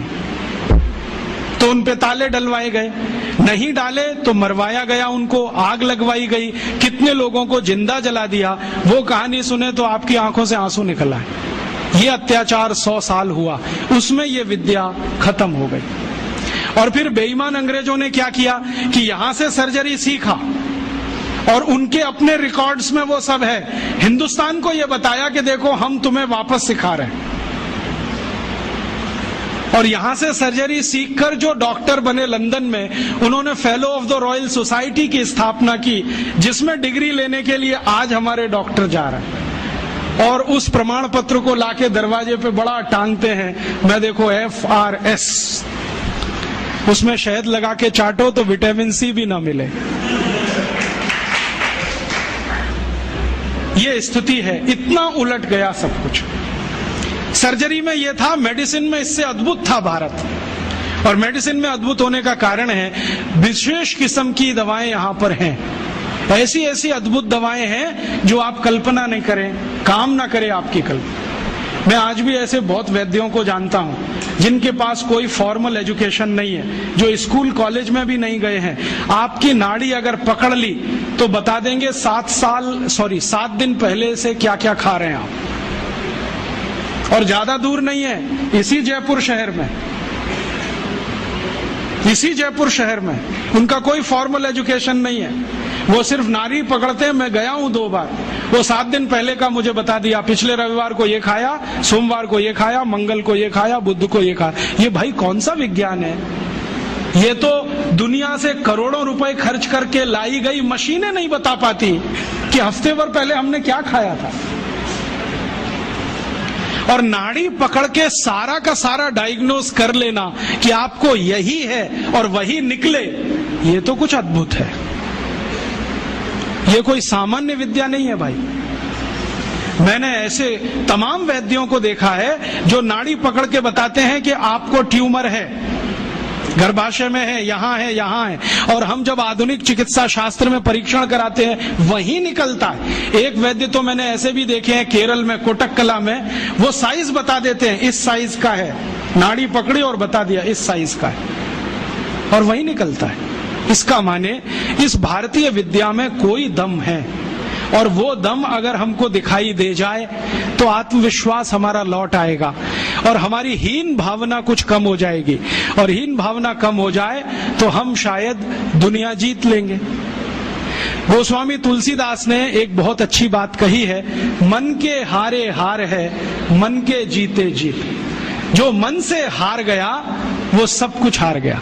आप मन से हारना बंद कर दो, बहुत कुछ जीतने के लिए इस देश में। एक ताजा उदाहरण देता हूं। आजकल भारत में एक खराब बीमारी घुस गई है, चिकनगुनिया। लाखों लोग प्रभावित हैं। मैं 6 महीने से गांव-गांव घूम के उसका इलाज कर रहा हूं, और आपको सुनकर ताज्जुब होगा, ज्यादा लोगों को इलाज में मैं एक ही बात बताता हूं, तुलसी का काढ़ा पी लो, नीम की गिलोय होती है ना, उसको भी उसमें डाल लो, थोड़ा सूंठ डाल लो, थोड़ी छोटी पीपर डाल लो, बस ये 4-5 चीजें, और थोड़ा गुड़ डाल लो, क्योंकि ये कड़वा इतना है कि पी नहीं पाओगे। इतने मात्र से 3 खुराक में बीमारी ठीक हो रही है। और जो एलोपैथी से कर रहे हैं ना, बोवेरॉन के 3-3 इंजेक्शन ठोक दो, डाइक्लोफेनेक दे दो, और पैरासीटामोल भी दे दो, जो तुम्हारे पास है सब दे दो। 20-20 दिन से बिस्तर में पड़े तड़प रहे, 20-20 दिन से। अभी आज मैं आया भीलवाड़ा से, और आने का देरी का कारण भी यही है कि वहां 1 लाख लोग चिकनगुनिया से पीड़ित हैं। वहां डॉक्टर आते हैं, राजीव भाई जरा बताओ ना। मैंने कहा अपना इंजेक्शन खुद क्यों नहीं ठोक लेते? कहते हमें मालूम है इसके साइड इफेक्ट क्या है। तो पेशेंट को क्यों नहीं बताते? इतने हरामखोर हो,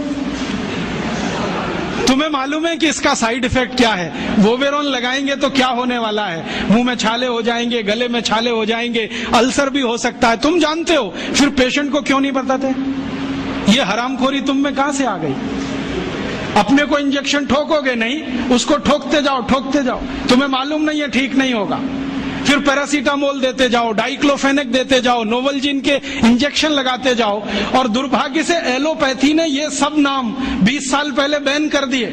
वो कहते हैं डाइक्लोफेनेक खराब है, पैरासीटामोल तो और भी खराब है, नोवलजीन तो 1984 से बैन है यूरोप में और अमेरिका में, वही इंजेक्शन यहाँ ठोक रहे हैं लगातार। दुष्परिणाम है कि मरीज ठीक ही नहीं हो रहे। और मैं आपको मेरा अपना तजुर्बा बताता हूं, आप में से कुछ विद्यार्थी होम्योपैथी के हैं, आप जानते हैं कि होम्योपैथी की बहुत सारी दवाएं आयुर्वेद से ही निकली। तुलसी है ना, उसी से ओसीमम है। ओसीमम की 3-3 खुराक देके कर्नाटक में 70,000 रोगियों को चलता कर दिया, और वो 20-20 दिन से एलोपैथी खा रहे थे, रिजल्ट नहीं आ रहा है। ओसीमम 200 की 3 खुराक सफिशिएंट, और आदमी 20 दिन से तड़प रहा है बिस्तर में, न नींद आ रही है, न चैन मिल रहा है, इतनी उल्टियां हो रही हैं, बुखार उतर नहीं रहा है, सब तकलीफ है। 3 डोज दो, खत्म कहानी, माने उसको फिर कुछ जरूरत ही नहीं। और फिर आज स्थिति यह है कि कर्नाटक सरकार ने हमारे ये कैंपों के रिजल्ट देखने के बाद अपने डायरेक्टर्स और ज्वाइंट डायरेक्टर सबको लाइन से लगा दिया, जाओ राजीव दीक्षित के पास, सीखो उससे वो क्या दे रहा है और रिजल्ट क्यों आ रहा है। हमने 70,000 पेशेंट को दवा दी, 6 मरे, और उन्होंने 1,22,000 को दी, उसमें से मुश्किल से 6 बचे। ये कर्नाटक का हाल है। कर्नाटक में चिकनगुनिया इतना बुरी तरह से फैला है, कोई गांव नहीं बचा जहां चिकनगुनिया ना हो। मेरी तो स्थिति यह है कि कार्यकर्ता कम पड़ गए, डॉक्टर कम पड़ गए। अगर मेरे पास 1,000-2,000 डॉक्टर होते तो हम कर्नाटक के उन लाखों लोगों को बचा लेते जो मर गए पिछले 6 महीने। महाराष्ट्र में भी यही है, रिजल्ट मिलते हैं उन दवाओं से, तो भरोसा क्यों नहीं करें उनके ऊपर। ओसीमम तो तुलसी में से ही बनी है भाई, और तो क्या है, डाइल्यूशन फॉर्म में है, बस इतना ही तो है। और तुलसी का काढ़ा समझ लो मदर टिंचर फॉर्म है उसका, तो काढ़ा दे दो तो समझ लो मदर टिंचर दे दिया, और पोटेंसी में दिया तो डाइल्यूट करके दिया। और आप जानते हैं कि ये आयुर्वेद का ही सिद्धांत है कि औषधि की मात्रा जितनी कम रखो असर उतना ही अधिक है। होम्योपैथी तो इसी पे काम करती है। तो अपने विज्ञान में दम तो है, अपनी विद्या में दम तो है, बस इसका प्रचार करने की बात है। प्रचार कौन करेगा? आप करेंगे। और इसका सबसे सरल तरीका है walk walk walk and talk talk talk, सबसे सरल तरीका। अगर आप इसका अपनी विद्याओं का प्रचार करना चाहते हैं, सरकार तो करेगी नहीं, क्योंकि वो एलोपैथी के चंगुल में फंसी है। हमारी सरकार के 2 मंत्रियों का तो मेरा तजुर्बा है पिछले 6 साल में। जब जब मैं उनके पास गया स्वास्थ्य मंत्री को मिलने के लिए, वो कहते राजीव भाई ये सब हमको समझता है, कर कुछ नहीं सकते, क्योंकि ऐसा जकड़ के रख लिया है। तो मैंने कहा इसमें आग तो लगा सकते हो, आग ही लगा दो, हनुमान जी की तरह से रावण की लंका एक बार जल जाए, कम से कम कहानी तो खत्म हो जाए। तो कहते हैं उतनी हिम्मत अभी तक नहीं आई है, आ जाएगी तो वो भी लगा देंगे। तो उनमें तो आने से रही, क्योंकि वो तो फंसे हैं अपने स्वार्थ में। आप इसको तैयारी करो, एक ना एक दिन ये विदेश से आई हुई चिकित्सा पद्धति के तंत्र को ऐसे ही उखाड़ के फेंकना है जैसे ईस्ट इंडिया कंपनी को उखाड़ के फेंका था हमने। क्योंकि ये जो विदेशी चिकित्सा पद्धति है इसमें कोई दम नहीं। मेरी आजकल दोस्ती हुई है अमेरिका के एक डॉक्टर से, उसका नाम है डीन ऑर्निश। मैं कभी मेल करता हूं, वो कभी मुझे मेल करता है। थोड़े दिन पहले उसने कहा कि आपकी एक बात से मैं सहमत हूं कि एलोपैथी में कोई दवा नहीं है, कोई औषधि नहीं है, जो भी है जहर है, आप ले लो। फिर आपकी ताकत कितनी है जहर पचाने की, ये इस पे निर्भर करेगा कि आप ठीक होते हैं या मरते। वो कहता हमारे पास कोई औषधि नहीं, जहर ही जहर है, आप चाहो तो ले लो। तो मैंने कहा आपको ये बताया किसने, क्योंकि ये ज्ञान तो कोई आयुर्वेद का ज्ञाता ही दे सकता है। तो उसने कहा कि ये ज्ञान मुझे स्वामी शिवानंद से मिला। शिवानंद जी का नाम आप जानते हैं? महान तपस्वी, महान योगी, जिन्होंने भारत छोड़ दुनिया भर में आयुर्वेद के प्रचार के लिए काम किया, योग और प्राणायाम के लिए प्रचार का काम किया। उनसे सीखा डीन ऑर्निश ने। अब डीन ऑर्निश क्या कहता है? वो कहता है कि भारत की चिकित्सा पद्धति में इतना दम है कि लौकी के रस से हार्ट अटैक या कार्डियक अरेस्ट या ब्लॉकेज को रिवर्स किया जा सकता है, सिर्फ लौकी के रस से। और वो क्या करता है, अमेरिका कनाडा में शिविर लेता है, 500-500 रोगियों को बुलाता है, स्त्री और पुरुष सबको, और एक ही बात बताता है, लौकी का रस पियो।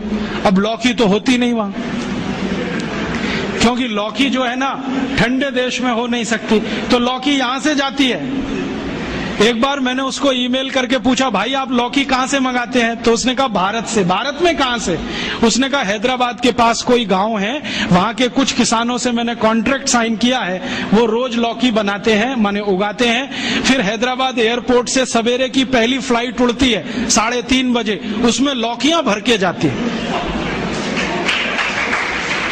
तो मैं गया वो गांव देखने के लिए, तो वहां कुछ किसान हैं जिन्होंने उससे डील किया हुआ है, उनकी पूरे खेत में लौकी ही लौकी लगा रखी है, और उन्होंने गाय रखी हुई है, गाय का गोबर ही डालते हैं। क्योंकि डीन ऑर्निश कहता है कि जो यूरिया का डाला तो लौकी काम ही नहीं आती, हाँ रिवर्सल नहीं होता, तो गाय के गोबर से लौकी बनाते हैं। और जो एक लौकी भारत में तो मुश्किल से 2 रुपए की बिकती हो, वो किसान डीन ऑर्निश को 60-65 रुपए में एक लौकी बेचते हैं। डीन ऑर्निश कहता है मुझे घाटा नहीं है, क्योंकि ये मैं $50 में बेचता हूं। $50 माने 50 गुणा 45, एक लौकी बेचता है। और करोड़ों करोड़ों अमरीकी और कनेडियन और यूरोप वासी उसकी लौकी का रस पी पी के ठीक हो रहे हैं। आते हैं, थोड़ा योग सिखा देता है, वो 1-2 चीजें जानता है, ज्यादा उसको नहीं आती, अनुलोम विलोम सिखाता है, क्योंकि शिवानंद जी ने उसको कुछ सिखाया होगा। थोड़ा अनुलोम विलोम सिखाता है, थोड़ा भस्त्रिका करा देता है, लौकी का रस पिलवाता है और उसको ठीक कर रहा है। अब उसने किताब लिख मारी, देखो कैसे बेईमान लोग हैं, किताब लिख मारी और दुनिया में अथॉरिटी हो गया। डीन ऑर्निश लौकी पर अथॉरिटी हो गया, वो सारी दुनिया मानती है कि ये लौकी का विशेषज्ञ है। लेकिन दुनिया जानती नहीं है कि विशेषज्ञ तो स्वामी शिवानंद थे, जो उसको फोकट में ये सिखा गए। अब उसने इसको धंधा बना दिया। और ये डीन ऑर्निश अकेला नहीं है, यूरोप और अमेरिका में अब बहुत डॉक्टर ऐसे हैं जो ये कहते हैं बैक टू द नेचर, हमारे पास दवा नहीं है, हमारे पास औषधि नहीं है, जो है तो प्रकृति में है, पेड़ पौधों में है, जड़ी बूटियों में है, वो वहां लौट रहे हैं और आने वाला समय उन्हीं का है। जर्मनी की सरकार एक यूनिवर्सिटी बनाने जा रही है $100 अरब के खर्चे से, जो सिर्फ आयुर्वेद पे ही काम करे। अमेरिका की सरकार अरबों डॉलर इन्वेस्ट कर रही है, क्योंकि अमेरिका की सरकार जानती है 20 साल के बाद यही चलने वाला है, तो धड़ाधड़ पेटेंट ले रहे हैं, हल्दी पे ले लो, इस पे ले लो, इस पे ले लो, और हम अभी भी गहरी नींद में सो रहे हैं। अगर दम नहीं होता हल्दी में, तो अमेरिकी सरकार ने 33 पेटेंट कैसे ले लिए? दम नहीं होता काली मिर्च में, तो वहां 22 पेटेंट हैं काली मिर्च पर। और सबसे लेटेस्ट पेटेंट पता है काली मिर्च का क्या है? कि इसको चूसो तो खांसी ठीक हो जाती है। अमेरिका ने इस पे पेटेंट किया हुआ है कि काली मिर्च को चूसने मात्र से खांसी ठीक हो जाती है। ये तो हमारे देश में लाखों माताएं बहनें रोज करती हैं। सब जानते हैं कि काली मिर्च को चूसो तो खांसी ठीक हो जाती है, उन्होंने पेटेंट करा लिया इस पर, हमें मालूम ही नहीं है। अब तो गोमूत्र पर पेटेंट करा ले रहे हैं वो तो लूट रहे हैं हमारी संपत्ति को, हम सो रहे हैं अभी भी कुंभकर्ण की नींद में। तो मैं आपसे कहने आया, जागो, इस भारतीय चिकित्सा व्यवस्था का प्रचार करो, और इतना प्रचार करो कि ये एलोपैथी बह जाए यहां से, क्योंकि हमें ये चाहिए नहीं और इसकी हमें आवश्यकता भी नहीं है। बहुत लोग कहते हैं जी कुछ तो आवश्यकता है, कहाँ? सर्जरी में। तो हम सर्जरी अपनी लाएंगे, यूरोप वाली सर्जरी में क्यों जाएंगे? हमारे यहाँ जो सर्जरी होती थी 200 साल पहले, उसको रिवाइव करेंगे, उसके स्कूल खोलेंगे, उसके कॉलेज खोलेंगे, कहीं ना कहीं गांव में कोई ना कोई विशेषज्ञ मिलेगा, उसको गुरु बनाएंगे, उससे सीखेंगे, वो आगे सिखाएगा सबको। तो हम तो अपनी चीजें पे जाएं, उनका भरोसा करें, उनको प्रचारित करें और इनको आगे बढ़ाएं। ये ताकत आप सब में है, बस आप एक बार संकल्प लेके काम करो। और संकल्प लेके काम कैसे करें? आप बोलोगे जी अपने पास तो समय नहीं है। समय तो आप सबके पास है, लेकिन समय का नियोजन नहीं। हमारे पास बहुत समय है जो हम टीवी के सामने बर्बाद करते हैं, सास भी कभी बहू थी देखने, जिसमें कुछ भी आयुर्वेदिक नहीं है। हाँ, उसमें एक ही कहानी है, किसी की पत्नी किसी के पति के साथ भाग गई, किसी का पति किसी दूसरी की पत्नी के साथ भाग लिया, कोई पुरुष 3 महिलाओं के चक्कर में, कोई महिला 3 पुरुष के चक्कर में। क्यों समय टाइम बेकार कर रहे हो भाई? ये सास भी कभी बहू थी बिल क्लिंटन को देखने की चीज है, क्योंकि वो एक्स्ट्रा मैरिटल अफेयर्स का चैंपियन रहा है। वो देखे तो समझ में आता है, हम क्यों इसमें समय खराब करें?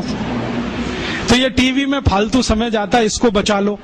और सिनेमा में जाता है वो और ज्यादा बचा लो, क्योंकि सिनेमा में कोई मनोरंजन नहीं है। अब ये क्या मनोरंजन है? एक हीरो एक हीरोइन शुरू में अलग हो जाएंगे, अंत में मिल जाएंगे, बीच में विलेन आएगा, थोड़ी देर डिशुम डिशुम, कहानी खत्म। क्या है मनोरंजन? फिर उसमें कोई हीरो आएगा, 25 मंजिल की इमारत पे चढ़ेगा, कूदेगा, और पेंट भी नहीं फटेगी उसकी, 25 मंजिल से कूदेगा। फिर एक हीरो आएगा, मोटरसाइकिल लेके चलेगा, दीवार तोड़ के निकलेगा, सिर नहीं फटेगा, दीवार फट जाएगी। फिर एक हीरो आएगा, डिशुम डिशुम करेगा, 1 मिनट में 20 गुंडों को मारेगा। अब ये हीरो इतने ही ताकतवर है तो सरकार ने ट्रक भर भर के कारगिल युद्ध में क्यों नहीं भेज दिया इन सभी? भैया ये हीरो नहीं है, सब जीरो हैं। मालूम है ये सब दाऊद इब्राहिम के चेले हैं। आपको मालूम है सीबीआई इंक्वायरी चल रही है, एक एक की कलई खुल रही है। पता चला वो दाऊद इब्राहिम के घर में जाके नाच के आते हैं, दाऊद इब्राहिम के दिए गए पैसे से फिल्में बनाते हैं, और दाऊद इब्राहिम इस समय मोस्ट वांटेड क्रिमिनल है, जिसको पुलिस गिरफ्तार करना चाहती है, क्योंकि बम ब्लास्ट सबसे ज्यादा वो ही कराता है। उस दाऊद इब्राहिम के पैसे पे नाच गाना करने वाले ये नचनिए गवनिए, ये हमारी जिंदगी का करोड़ों घंटे खा जाएं, तो ये हमारी मूर्खता है। अपनी इस मूर्खता से थोड़ा बाहर आओ, फालतू में ये समय बर्बाद मत करो। क्योंकि विद्यार्थी जीवन में मैं बहुत सुना करता था, टाइम इज मनी, और इसको आप खर्च कर रहे हो, और आप जानते हैं गया हुआ समय वापस नहीं आएगा। तो ये फालतू समय सिनेमा में, टीवी में जो बर्बाद कर रहे हो, इसको भारतीय चिकित्सा पद्धति के प्रचार में लगाओ। अब आप बोलोगे जी प्रचार कैसे होगा? तरीके मैं बताता हूँ। आप छोटी छोटी टीम बनाओ, ग्रुप बनाओ। आप तो थोड़ा होम्योपैथी जानते हो ना, तो होम्योपैथी में ऐसी बहुत दवाएं हैं जिनको सेलेक्ट करो जिनका बेस आयुर्वेद का है, और खासकर ऐसी बहुत दवाएं हैं जो 100% वेजिटेरियन है, माने फूल पौधे पत्ती से बनी हुई है ना, उनकी एक सूची बनाओ। इन्हीं दवाओं का उपयोग करो। नोजोड्स में जाओ ही मत, जरूरत नहीं है उसकी। मैं होम्योपैथी पढ़ाई करके नहीं, पढ़ पढ़ के सीखा, और मैंने ये तय कर लिया कि जिंदगी में कभी नोजोड्स का इस्तेमाल नहीं करूंगा, कितना भी सीरियस पेशेंट आए। और आपको सुनकर आश्चर्य होगा, मैक्सिमम सीरियस पेशेंट्स को मैं बेलाडोना से ठीक कर लेता हूं।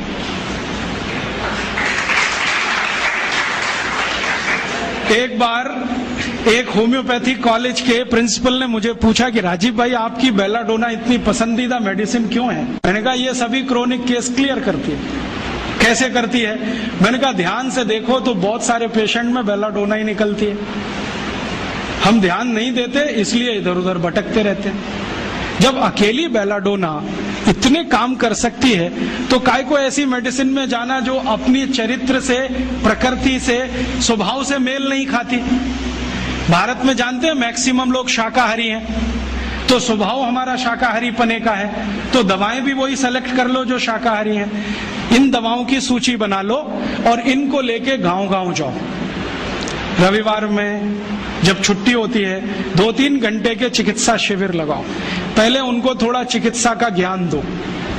हमारे देश में अब मुझे ये समझ में आने लगा है कि किसी भी भारतीय नागरिक को चिकित्सा सुविधा की जरूरत नहीं है, चिकित्सकीय ज्ञान की जरूरत है। हेल्थ फैसिलिटीज नहीं चाहिए, नॉलेज चाहिए। नॉलेज की बहुत कमी, और इतनी कमी है कि पढ़े लिखे लोग उससे ज्यादा पीड़ित हैं। छोटी छोटी बातें नहीं जानते। पानी को उबाल के पीना ये इतनी छोटी सी बात है, लेकिन आज के समय की बीमारियों में सबसे इफेक्टिव है, खासकर 3 महीने की ये जो। तो आप उनको बता दो भैया पानी उबाल के पियो, उबाल के पानी पीने से क्या होता है वो समझा दो उनको, 10 मिनट में समझ में आ जाए। फिर उनसे कहो कि खाना खाते हो तो कुछ ये खाओ ये मत खाओ, क्योंकि दिनचर्या ऋतुचर्या जो आयुर्वेद की है ना वो जरूर सीख लो। दिनचर्या और ऋतुचर्या जरूर सीखो, आयुर्वेद की बहुत आवश्यक है। और आपको मैं एक किताब का नाम बोल के जाता हूं, इसको पढ़ो। भगवत गीता जैसे पढ़ी जाती है, रामचरितमानस जैसे पढ़ी जाती है, उस किताब का नाम है अष्टांग हृदय। इसका एक दूसरा नाम भी है अष्टांग संग्रह, पुराना नाम अष्टांग हृदय। ये किताब का जो स्वस्थ व्रत है ना, वो ऐसे पढ़ो जैसे आप धार्मिक पुस्तक पढ़ते हो, और उसको बार बार पढ़ो तो याद हो जाएगा, कंठस्थ हो जाएगा। उसमें 2000 सूत्र हैं। ये सूत्र लोगों को बताना शुरू कर दो। छोटे छोटे सूत्र हैं, जैसे खाना खाने के बाद पानी मत पियो, स्वस्थ रहना है जिंदगी भर तो खाने के 1 घंटे के बाद पानी पियो। क्यों नहीं पिए वो आप सब जानते हो, सरल भाषा में उनको समझा दो। फिर उनको बोलो पानी पियो तो घूंट भर भर के पियो, सिप करके पियो, ताकि ज्यादा लार शरीर में जाए, वात पित्त कफ तीनों संतुलित रहे। ठंडा पानी कभी मत पियो।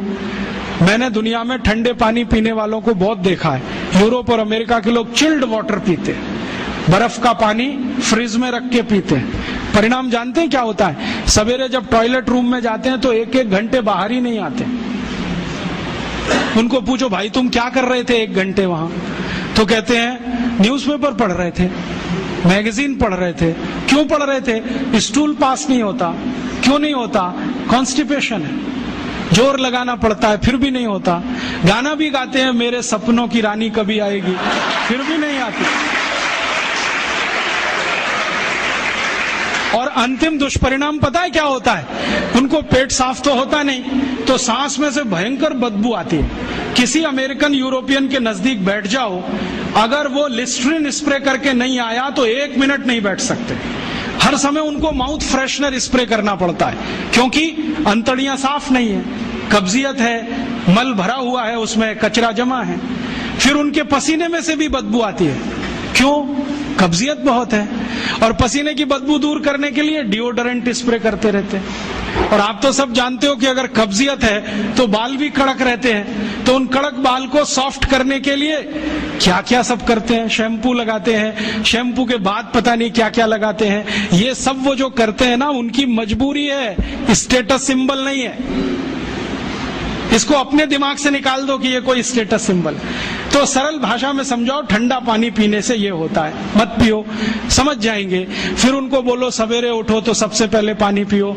फिर उनसे बोलो खाना खाओ तो बैठ के खाओ, कभी भी खाना खाओ तो पूर्व दिशा में मुंह करके खाओ, सो तो पूर्व दिशा में। ये अष्टांग हृदय में इतने अद्भुत छोटे छोटी बातें हैं तो संस्कृत में है, लेकिन अब तो उसका हिंदी भी आने लगा है। तो हिंदी ले लो, हिंदी वर्जन ले लो, इसको पढ़ो, बार बार पढ़ो, और ये जाके गांव में सबको बताओ।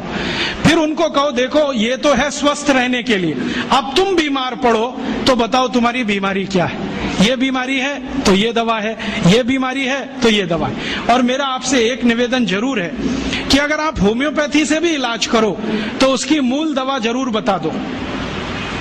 उनको ये ग्रीक और रोमन नाम में मत फंसाओ। आप कहोगे जी मैं तो ऑसीमम दे रहा हूं, ये उनको कहो ये तो तुलसी का रस है भैया, तुम्हारे घर में फूलों से बनी हुई है, आसानी से मिलती है, जयपुर में मिलती है, दिल्ली में मिलती है। भंडारी वालों को अक्सर ऑर्डर दे के रखो, हमको इतनी भेजो। उनको जो पता चल गया कि आप प्रचार के लिए कर रहे हो तो मुफ्त में भी दे देंगे आपको। तो इस तरह से आप गांव गांव जाओ, छोटे छोटे शिविर लगाओ, गांव वालों को इकट्ठा करो। गांव वाले बहुत दुखी हैं, शहर वाले भी दुखी हैं। वैसे तो वो दुखी हैं, इसका यही सबूत है कि रामदेव जी आए जयपुर में सवेरे 4 बजे तो सब लोग पहुंच जाते हैं वहां, पैसा भी देते हैं, समय भी देते हैं। और 4 बजे रामदेव जी कहें टांग ऊपर उठा लो तो उठा लेते हैं, कहें सिर नीचे कर दो तो कर लेते हैं, ऐसे कर लो तो कर लेते हैं। क्यों? परेशान है, दुखी है, शरीर उनका साथ नहीं दे रहा है। और इतने दुखी है कि रामदेव जी तो क्या, कोई टिम्बकटू आ जाए उसी के सामने वो आ जाएंगे, और वो दुनिया भर में घूम के आते हैं अपनी अपनी छोटी छोटी बीमारियां लेके। तो इन जो दुखी लोगों का थोड़ा थोड़ा आप मदद कर दो इलाज के रूप में, ये सब आपके भगत हो जाएंगे। और ये भगत हो जाएंगे तो कहो आप भी प्रचार करो इसका, वो भी करें, आप भी करो, तो ये इतना तेजी से मल्टीप्लाई करेगा कि 2-5 साल में एलोपैथी का बाजा बज जाएगा। और बजा देना है अपने को। हाँ, ये संकल्प लेके चलो कि इनका बाजा हमको बजाना है। मैं बहुत जल्दी एक टीवी चैनल शुरू करने जा रहा हूं एलोपैथी का बाजा बजाने के लिए। इनकी सब पोल खोलनी है मुझे। हाँ, इनकी इतनी पोल हैं मेरे पास, कम से कम 1,500 से ज्यादा डॉक्यूमेंट्स हैं जो एलोपैथी के गंदेपन को सिद्ध करने वाले हैं, इनकी निकृष्टता को सिद्ध करने वाले हैं। ये कितने अनसाइंटिफिक हैं वो बताने वाले हैं, कितने डॉगमेटिक हैं वो बताने वाले हैं। मेरे पास ऐसे बहुत इंटरव्यूज हैं बड़े बड़े डॉक्टरों के, वो कहते हैं कि हम कोई डायग्नोसिस नहीं करते, तीर मारते, लग गया तो ठीक, नहीं तो तुक्का।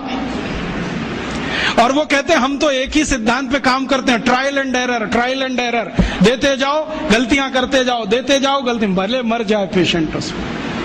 हमारे पास तो कम से कम ये नहीं है ट्रायल एंड एरर वाला। हम तो जानते हैं कि तुलसी है तो उसके ये गुण हैं तो ये रिजल्ट आना ही चाहिए, मेथी है तो उसके ये गुण हैं तो ये रिजल्ट आना ही चाहिए। हमको सब मालूम है, फिक्स है, यहाँ वेरिएशन नहीं है। मेथी के जो रिजल्ट चरक ऋषि को मिले वो आज भी मिलते हैं, इसमें इतना सातत्य है, वेरिएशन कहीं भी नहीं है। तो जो विज्ञान में सातत्य होता है, सत्य ज्ञान वही होता है। तो हमारे पास जो सत्य ज्ञान है इसको लेकर आगे बढ़ें और इसके अपने जीवन में भी और दूसरों के जीवन में प्रयोग करने के लिए प्रेरित करें। छोटी छोटी कुछ बातें आप भी अपने जीवन में करो। ये एलोपैथी में से निकले हुए जो भी बाई प्रोडक्ट्स हैं ना, इनको जीवन में इस्तेमाल मत करो। जैसे टूथपेस्ट, ये तो भारत का नहीं है ना, ये तो एलोपैथी का है। और यूरोप वाले टूथपेस्ट इसलिए घिसते हैं कि मसूड़े बहुत उनके हार्ड है, कड़क है, क्योंकि बर्फ के नजदीक रहते हैं। मसूड़े कड़क हैं तो ब्रश जो है ना प्लास्टिक का भी चलेगा, उसको घिसें तो ज्यादा तकलीफ नहीं आएगी। और दूसरा, उनके पास दांत साफ करने के लिए कुछ है ही नहीं, करें क्या? वो बेचारे परेशान है, नीम का दातुन मिले, यूरोप में नीम होता ही नहीं है। वो परेशान है बबूल का दातुन मिले, बबूल होता ही नहीं है। वो परेशान है दंतमंजन मिले, दंतमंजन होने के लिए 18 जड़ी बूटी लगती हैं, वो होती ही नहीं है। तो ले दे के उनके पास एक ही चीज है, वो है सोडियम लॉरेल सल्फेट, माने डिटर्जेंट पाउडर, माने शैम्पू। उसी को घिसते हैं दांत में, बनाते हैं झाग और थूकते हैं वॉश बेसिन। और भाव क्या है? 27 रुपए का 100 ग्राम, 1 किलो 270 रुपए का। हम कैसे पागल लोग हैं। 150 रुपए किलो गाय का घी रोटी पे लगा के खाओ, 270 रुपए किलो का कॉलगेट दांत पे रगड़ के वॉश बेसिन में थूको और कहो कि हम बहुत स्मार्ट हैं। तो मैं कहता हूं और स्मार्ट बनो। तो पूछते हैं करें क्या? मैं बोलता हूं ये 270 रुपए किलो का इतना महंगा कॉलगेट है, थूकते क्यों हो?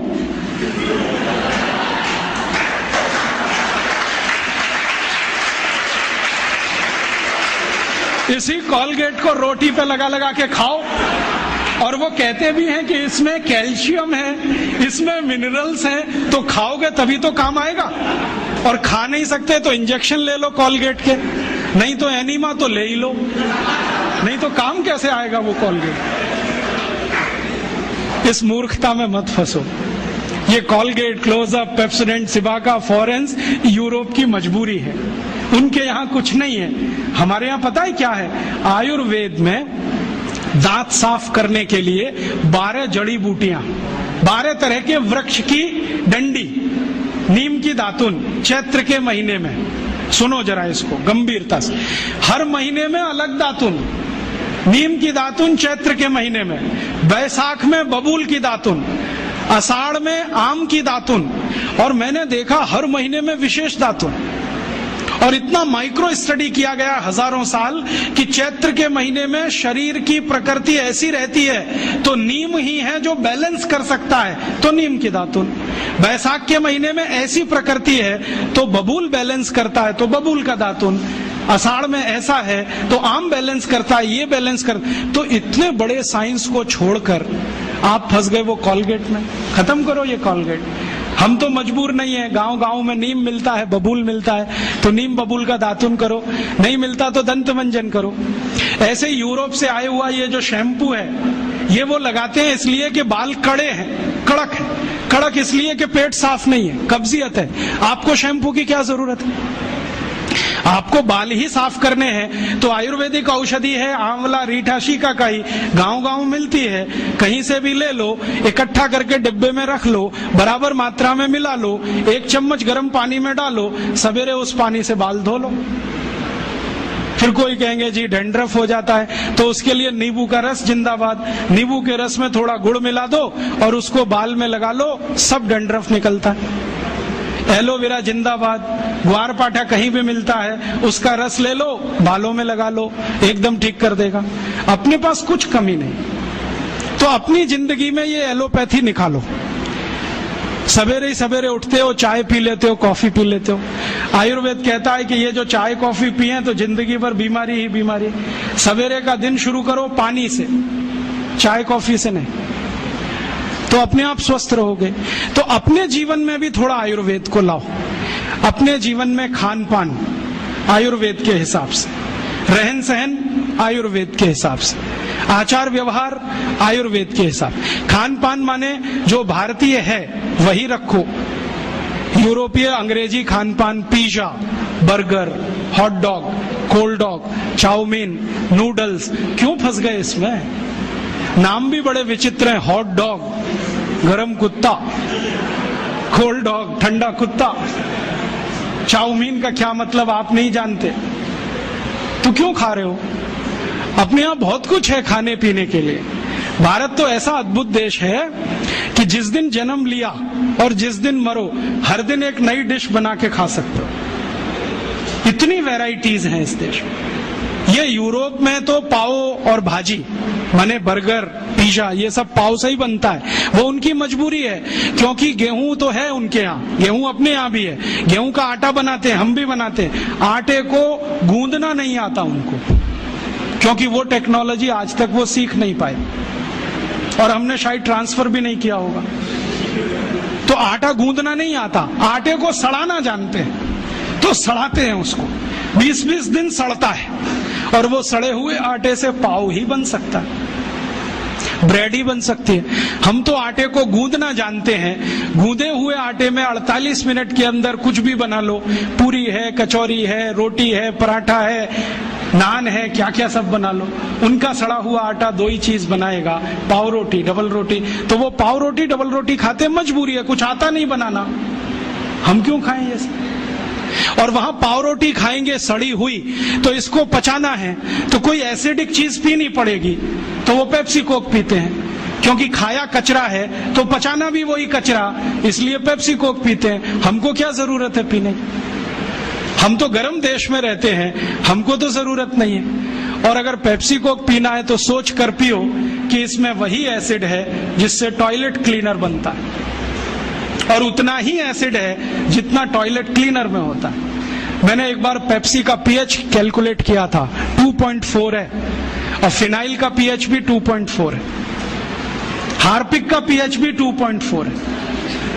तो एक दिन मैंने सोचा हार्पिक से टॉयलेट साफ होता है तो पेप्सी से भी होना चाहिए। मैंने किया और एकदम झकाझक सफेद से।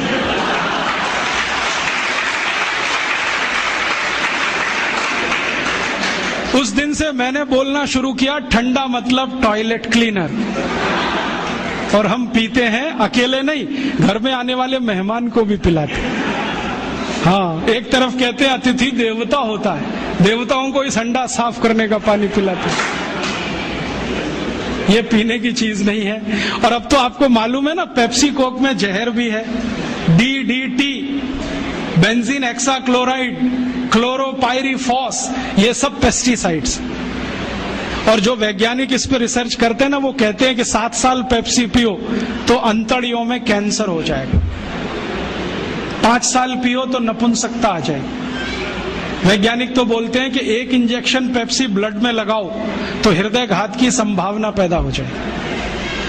कई वैज्ञानिकों ने यह सिद्ध किया है कि गर्भवती मां अगर कोका कोला पी ले तो गर्भ में बच्चा विकलांग पैदा हो। आंख में पेप्सी कोक डाल दिया तो आंखों की रोशनी चली जाए, दांत डाल दिया तो दांत गायब हो जाता है। अभी ये कोई पीने की चीज? मत पियो। अपने पास बहुत कुछ है पीने के लिए, संतरे का रस, मौसमी का रस, नींबू की शिकंजी, नारियल का पानी, दही की लस्सी, गाय का दूध, कुछ नहीं मिले तो घड़े का पानी। तो ये अमेरिका और यूरोप से जो कुछ आया ये हमारी जिंदगी में रहे जरूरी नहीं है। डिओडोरेंट इस्तेमाल मत करो, वो क्यों करते हैं मैंने बताया, पसीने की बदबू आती है, आपको क्यों आनी चाहिए? और अगर आती है तो पेट ठीक करो, स्प्रे करने से कुछ नहीं होगा।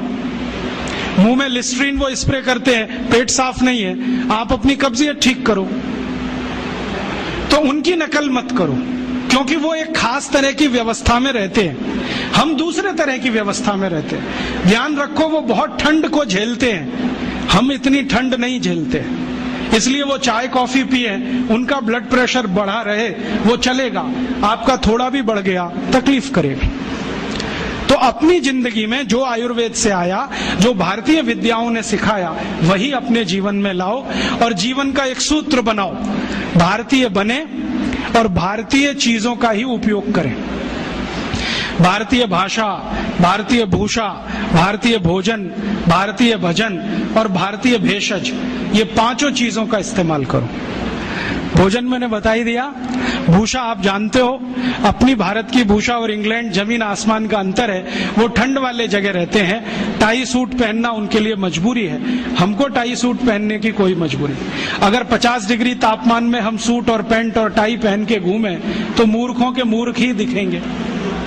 बहुत लोगों को मैंने देखा है, शादी करने जाते हैं, घोड़े पे चढ़ते हैं, टाई और 3 पीस सूट पहन के बैठते हैं, जून के महीने में भयंकर गर्मी में, सुपर इडियट बन के जाते हैं। और उनको पूछो भाई ये क्यों कर रहे हो, तो कहते हैं आज तो कर लेने दो, शादी का दिन है, मैंने आज ही सुपर इडियोसिटी दिखानी है आपको शादी के दिन। ये मत करो आप, उनकी भूषा नहीं है, हमारे काम की नहीं है, उनकी भाषा भी हमारे काम की नहीं है। उनकी भाषा में बहुत सारे शब्द ऐसे हैं जो आप बिना जाने इस्तेमाल मत करो। जैसे कई बार मैं कई लोगों के घर में जाता हूं, अधकचरे लोग पता है कैसी बात करते हैं, oh Rajiv Dixit, she is my missus. तो मैं पूछता हूं really she is your missus? क्योंकि यूरोप में मिसेज का अर्थ जानते हैं, धर्म पत्नी को छोड़कर कोई भी महिला वो मिसेज होती है, क्योंकि वहां शादी करने की परंपरा नहीं है। 70% लोग बिना शादी के रहते हैं। ऐसे ही वो मिस्टर बात करते हैं, हम क्यों करें? वो आंटी अंकल बोलते हैं क्योंकि उनके यहाँ कोई रिलेशनशिप नहीं है, परिवार नहीं है, तो परिवार संस्था के कारण संबंध नहीं है। हमारे यहाँ चाचा है, चाची है, मामा है, मामी है, मौसा है, मौसी है। भारतीय भाषा में थोड़ी दम ज्यादा है, इसका ही जीवन में है। तो भारत की भाषा, भारत की भूषा, भारत का भोजन, भारत का भजन, भजन माने संगीत, भारतीय संगीत। ये रॉक और पॉप इसमें मत फंसो, ना तो कर्ण प्रिय है ना शरीर के स्वास्थ्य के लिए अच्छा है। भारतीय संगीत इतना स्लो, इतना मधुर कि आपको म्यूजिक से ही बहुत सारी बीमारियां ठीक हो जाएं। आपको मालूम है कभी म्यूजिक थेरेपी रहा है इस देश में, तो वो तो इतनी ऊंचाई वाला है। तो भारतीय भजन और भारतीय भेषज माने औषधि, जितना बने उतना जीवन में आप करो, दूसरों को करने के लिए प्रेरित करो, तो एक दिन ये विदेशी विद्या चली जाएगी। और ये गई तो फिर इस देश को निरोगी रखना, निरापद रखना आसान हो जाएगा। और तब शायद ये सिद्ध होगा, सर्वे भवन्तु सुखिनः, सर्वे सन्तु निरामया, सर्वे भद्राणि पश्यन्तु, मां कश्चित् दुख भाग भवेत्। तो ऐसा मैं आपसे निवेदन करता हूं, आप इसको स्वीकार करें और दूसरों को स्वीकार करने के लिए प्रेरित करें। तो आपका आभार। जितना कुछ मैंने बोला, अगर ये पढ़ना हो तो इसकी छोटी छोटी कुछ किताबें बनी हैं, वो नीचे आप जाओगे तो स्टॉल पे हैं, आप ले सकते हैं। सीडी बनी है, वो ले सकते हैं। सीडी और किताबों पर मेरा कोई कॉपीराइट नहीं है, सबको कॉपी करने का कंप्लीट राइट है, क्योंकि भारतीय विद्याओं पर कॉपीराइट नहीं होता। ज्ञान मेरा नहीं है, सबका है। मैंने लिया, आपको दिया, आप किसी और को दो, ये है भारतीयता। यूरोप में होता है ज्ञान को पकड़ के रखो, बेचो इसको भी, हम बेचने में नहीं मानते। तो आप सुनो, दूसरों को सुनाओ, इन्हीं विषयों की सीडी को कॉपी कर करके बांटो, तो शायद इसमें मदद मिले और ये इतना तेजी से फैले कि जैसे कभी स्वदेशी आंदोलन चला वैसा ही फिर एक आंदोलन चले। और ये साल कुछ विशेष है, भारत में वंदे मातरम का 100वां साल है, स्वदेशी आंदोलन का भी 100वां साल है। 1906 में स्वदेशी आंदोलन शुरू हुआ, 1906 से वंदे मातरम पूरे देश में सार्वजनिक रूप से गाया गया। तो इस ऐतिहासिक वर्ष में कुछ ऐतिहासिक काम हम करें, उसके लिए ईश्वर आपको प्रेरणा दे, ऐसी भावना के साथ आभार, धन्यवाद।